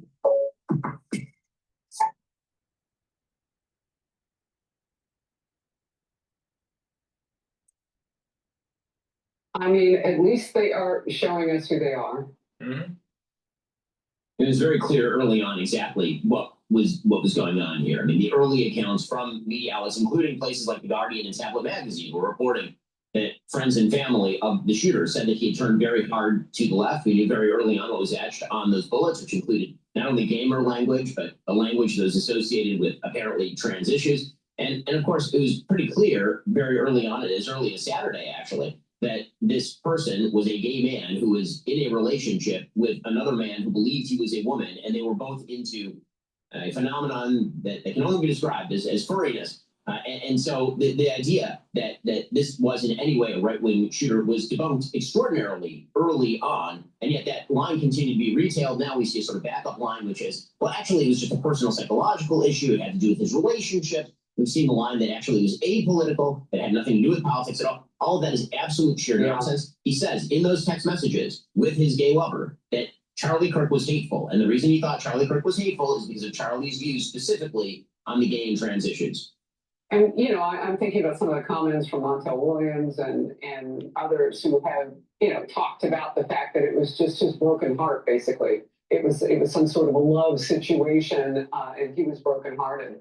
Look, I do want to talk about this just big picture for a second, because I have said this before. I think more speech is always better, not into killing speech. But we're in a moment right now, you know, you want to talk about the FCC. We're not handled by them. We don't have a license from them. Broadcast stations do. And what's appropriate, what isn't. I'm all for more free speech, more speech, more speech, but it comes with responsibility. And we used to have that in this country, and it seems to have gone away. Your thought? Again, social consequences for bad speech, that is a normal part of American life. I think the question over the past 20 years is whether it's been too broadly applied to mainstream views, like Charlie's views. You know, Charlie would say a man is not a woman, and then you'd have social consequences for saying something perfectly normal. You say something off the wall, no social consequences. Well, social consequences or market consequences for saying stupid stuff on your late night TV show on ABC, those are market consequences, social consequences. And the question of government involvement, again, raises some other issues, I think, and muddies the waters. Ben Shapiro, always great to have you in focus. Thank you very much. I'm Steve Ducey. I'm Brian Kilney. And I'm Ainsley Earhart. And click here to subscribe to. There's something about Ben Shapiro I just don't like. Please go to my store, the-studio-reykjavik.com, and get the probiotics. I have two different types. You can get it in the powdered version or the veggie cap version. Powdered version is this one. The veggie cap version is this one. Very high quality probiotics. And by taking them every day, you're going to improve your digestion, your ability to absorb your foods, your energy levels will improve, your metabolism will improve, your gut health will improve, your immune system in your gut will improve. The communication between your gut and your liver will improve, and your gut and your brain. You'll be able to sleep better. You're going to be able to detoxify your central nervous system. You're going to be able to consolidate your memory better. So these are really important to do every day. And it's the health starts at the gut. So go to my store and get the high quality probiotics. It'll also help with your skin. You'll notice that better gut biome will improve skin. Now, Complete Multivitamin has the multivitamins that you need as cofactors for enzymatic activity, so your cells perform the way they're supposed to. All right? Multivitamins as cofactors will attach to certain areas of an enzyme, change the conformation, and allow them to perform better. So your cells have better metabolism and are performing their function. So this is the foundation for the anti-aging protocol. Taking a high-quality multivitamin, this is easy to digest, and taking a probiotic. By taking a probiotic and the multivitamin, you have that foundation and you build off of it. And so that first pillar, I was talking about the Max 35 and cleanse. That will boost up that immune system. The second pillar is C60. C60 is an antioxidant. It's going to soak up free radicals, help with the health of the mitochondria. You're going to have more ATP, you're going to have more energy, your cells will perform better, your tissues will perform better, even your organ systems. Your immune system will perform better, your endocrine system will perform better, even your brain function. And bringing and soaking up free radicals at the vascular level, you're reducing plaque formation. Super important. Take a teaspoon a day, every day. Just soak up those free radicals. This is 1,000 times more potent than vitamin C, 1,000 times. All right, you can get it in MCT coconut oil, avocado oil, or extra virgin olive oil. You take a teaspoon a day, preferably on an empty stomach in the morning. If you take it before a workout, you will notice that you are soaking up those free radicals that are generated by the workout, and you're recovering quicker. You'll notice your recovery time is better. Take a teaspoon a day every day. And you'll also notice that within about 2 months, you start to feel these positive changes to your body. Some people also see improvement, literally, of their eyesight. That's what happened to me, all right? I used to wear glasses every day, and once I started taking C60 within about 2 months or so, I didn't need to do that. I've been taking C60 since 2016, every day. And what you'll notice also, within a year of taking it every day, that before and after comparison, you look younger. You physically look younger. Now, C60 also helps the basal layer of your skin. Your basal layer produces new skin cells. If you improve that basal layer by soaking up free radicals and getting providing antioxidants and supplements that help with youthful gene expression, like resveratrol. So taking resveratrol and C60 is a great stack for your basal layer for your skin.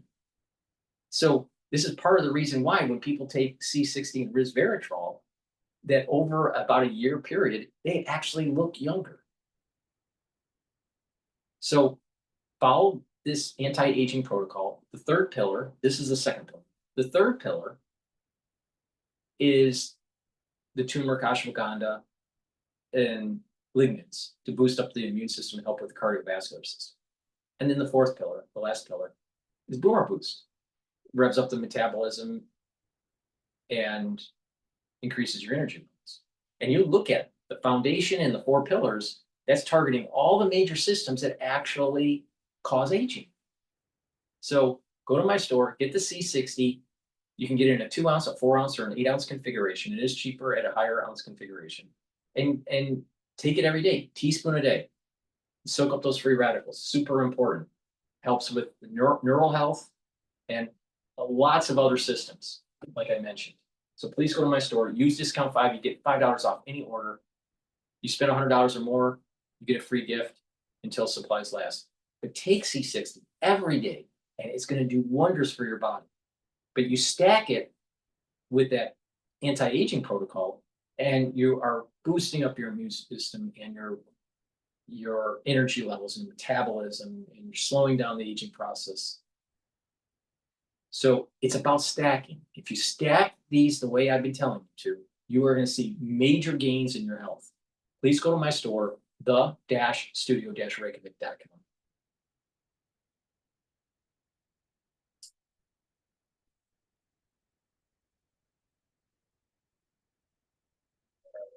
Let's see here, what's next?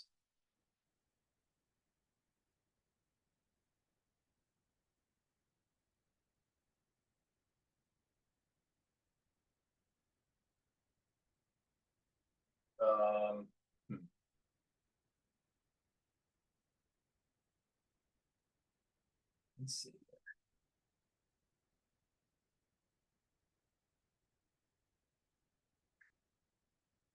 The New Statesman. Let's see if it's audio or if it's just. Download the app and get 50% off your first Wonder order with code 50Google.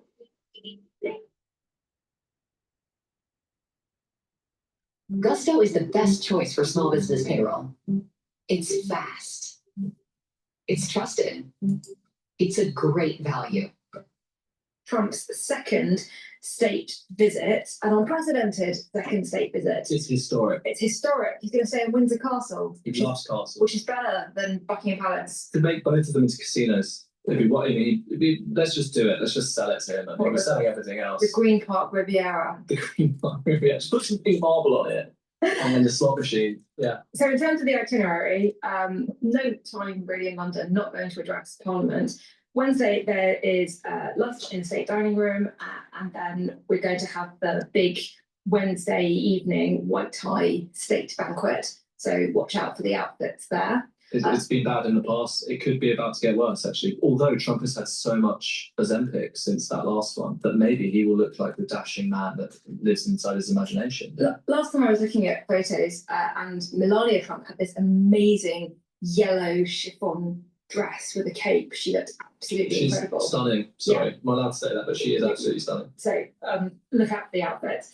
And then Thursday, they're spending the day at Checkers, and we're going to get that big press conference where, as you say, it is highly likely that there will be questions about Jeffrey Epstein, but also where the Prime Minister is going to hope to unveil a new trade deal on tech, some update as to when we're going to get the steel tariffs removed, that apparently we're going to get because of our special relationship. We're entering Trump's Stargate, his AI Stargate, in exchange for, I think we're going to be giving away something to do with drugs and medicine.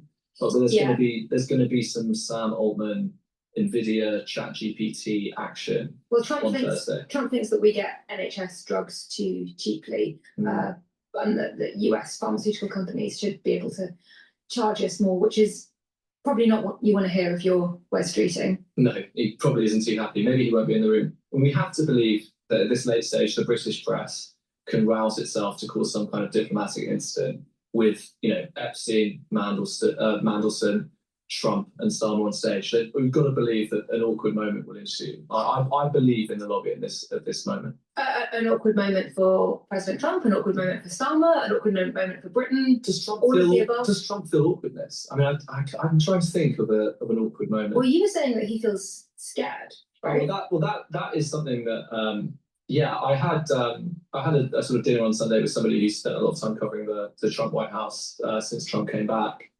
and it was very interesting speaking to them. They said 15 people run that White House. They're the same team as the Trump campaign team, and even before the killing of Charlie Kirk last week, they were very, very scared about their physical safety. I mean, following the assassination attempt on Trump last year, I think there's definitely a sense, as far as I was told, of real worries that they're going to be killed. Apparently, Trump goes around saying, there's a 10% chance I'm not going to be here tomorrow. He thinks he's going to get shot. He started talking about getting people to pray for him or send in donations to pray for him to make sure he got into heaven. Yeah, that was a few weeks ago. There's a sort of streak of fatalism running through this Trump White House. Trump hadn't actually been out in Washington to a restaurant, apparently, for sort of 5-6 months of this. The guy had 2 assassination attempts. His head almost exploded on live TV. Of course, he's a little bit of a fatalist. I mean, these intellectuals from Britain. His second term. And then when he did go out, he was accosted by a diner who came up to him and started shouting about, whatever mad thing he'd done that day. And apparently Trump was frightened by this. He thought he was going to die again. And yeah, it's notable that they're not in London.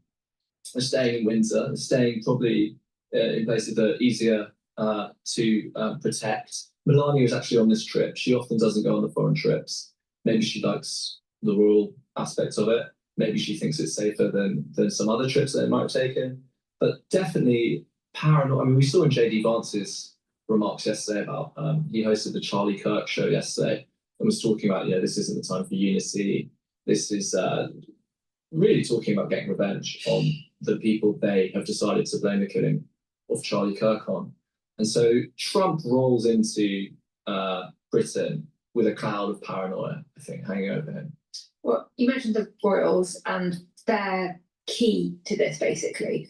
Like, if your cat goes from weird to weirder, drooly to droolier,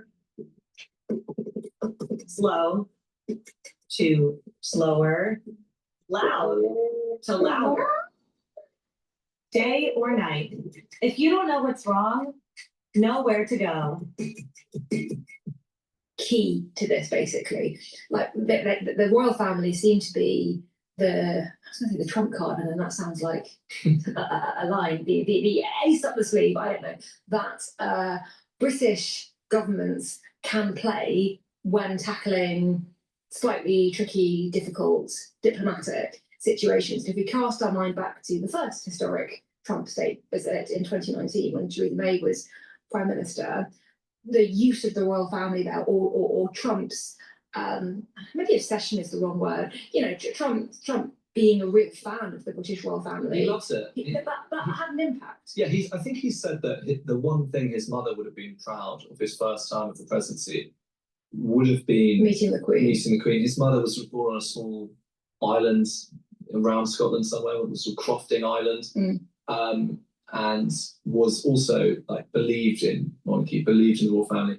There's quite oddly moving footage in a way of Trump with this very, very tacky book of photos from his first term, sort of points.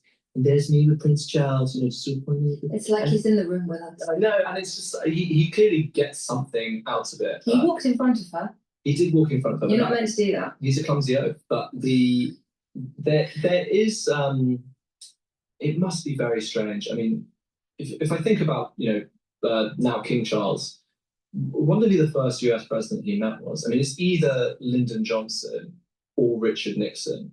I mean, whatever you think of Richard Nixon, Lyndon B. Johnson, I mean, maybe if you're Vietnamese, you have complicated feelings about them. Maybe you don't like Watergate or whatever. But yeah, these are quite serious people. I mean, Lyndon B. Johnson is quite sort of serious, brusque Texan. It's quite colourful, but like a serious political operator who mastered the US Senate. You know, Richard Nixon is somebody who I suppose is quite Trumpian in their ability to be knocked down and come back again. And I suppose Trump's status is less comic than it was in his first term, is now more serious and even more sort of scary than he was before. But still, if you're the king and you've met Richard Nixon, you must look at this man and think, what on earth has happened to America? If your only experience of America is just meeting successive US presidents, which is probably quite close to the king's experience of America, he's probably better placed than anybody to comment on the decline of America's republic and its descent into kind of authoritarian, toxic madness. He's unlikely to be doing so, though, isn't he? Yeah, he probably won't be.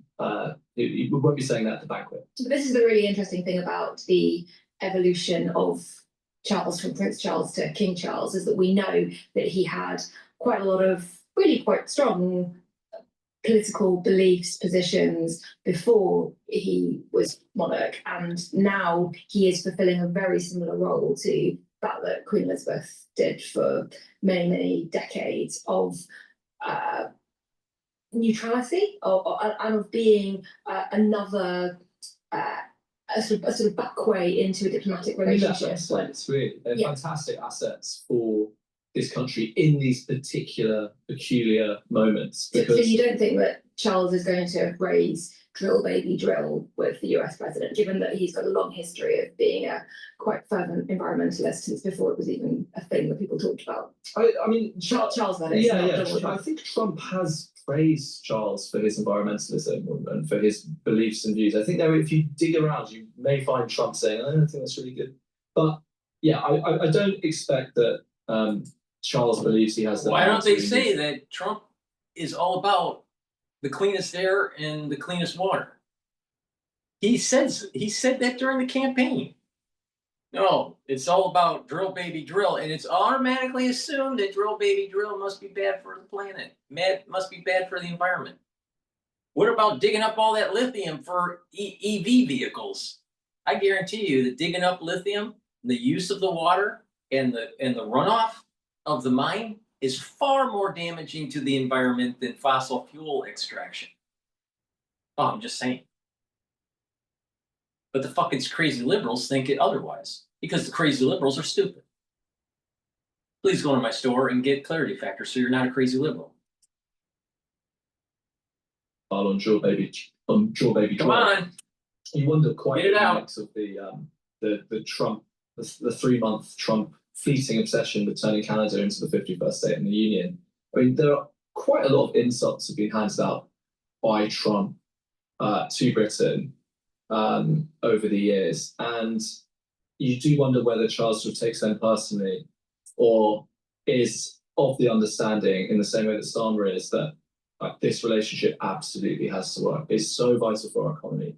It's so vital for our national security. It's so vital for European security, where so much of our diplomatic effort is effectively trying to get the United States to continue arming Ukraine, or perhaps in the future offering a solid security guarantee to Ukraine.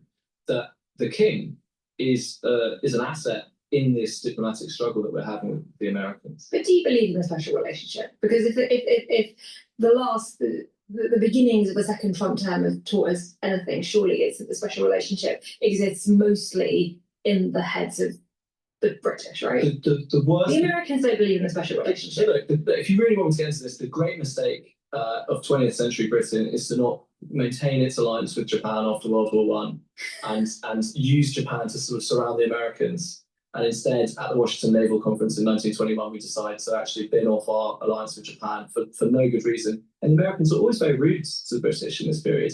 We just decided, okay, we're going to be really nice to you, because I've never quite understood it. But if listeners want more than my ramblings, I recommend Corelli Barnett's book, The Collapse of British Power, which is very, very interesting on the so-called special relationship.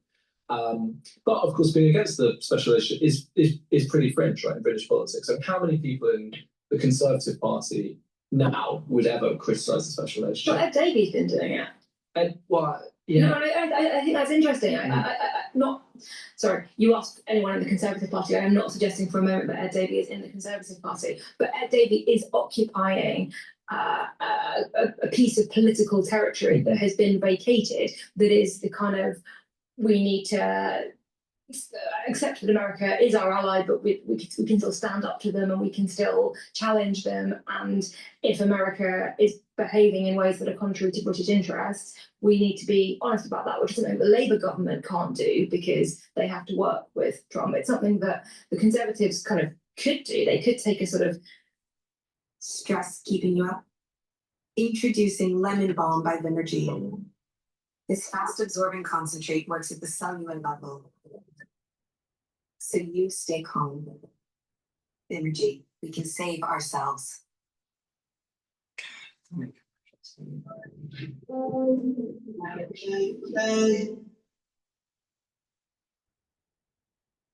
Could do. They could take a sort of patriotic Britain needs to stand up for itself line, but Tony Badenoch has a weird thing with JD Vance and isn't going down that route. She's decided that he's her friend. He's not her friend. I'm not sure he is. I think the only country in this sort of the panoply of American alliances that really stands up to them in that way is probably Israel. I mean, that's probably the only one that like often directly goes against what the Americans want. But given the strength of the relationship, there's a kind of way that they can work through this stuff. But, you know, anti-Americanism in British politics is, and I agree with what you say, Ed Davies doing his Hugh Grant Love Actually stuff every week, but really it's confined to the fringes. I struggle to think of many British politicians, mainstream ones, other than Jeremy Corbyn and Enoch Powell, who have been against NATO in the last 50 years. Whoa. I don't think you can associate standing up to America for British interests with being against NATO, not least when America is not the most sort of diehard defender of NATO at the moment. Anymore, no. But it's an interesting question, and I think that these are the moments, like this state visit, all the scheming, the hard work, and I think arguably, you know, the good work that Number 10 has done to try and make this happen.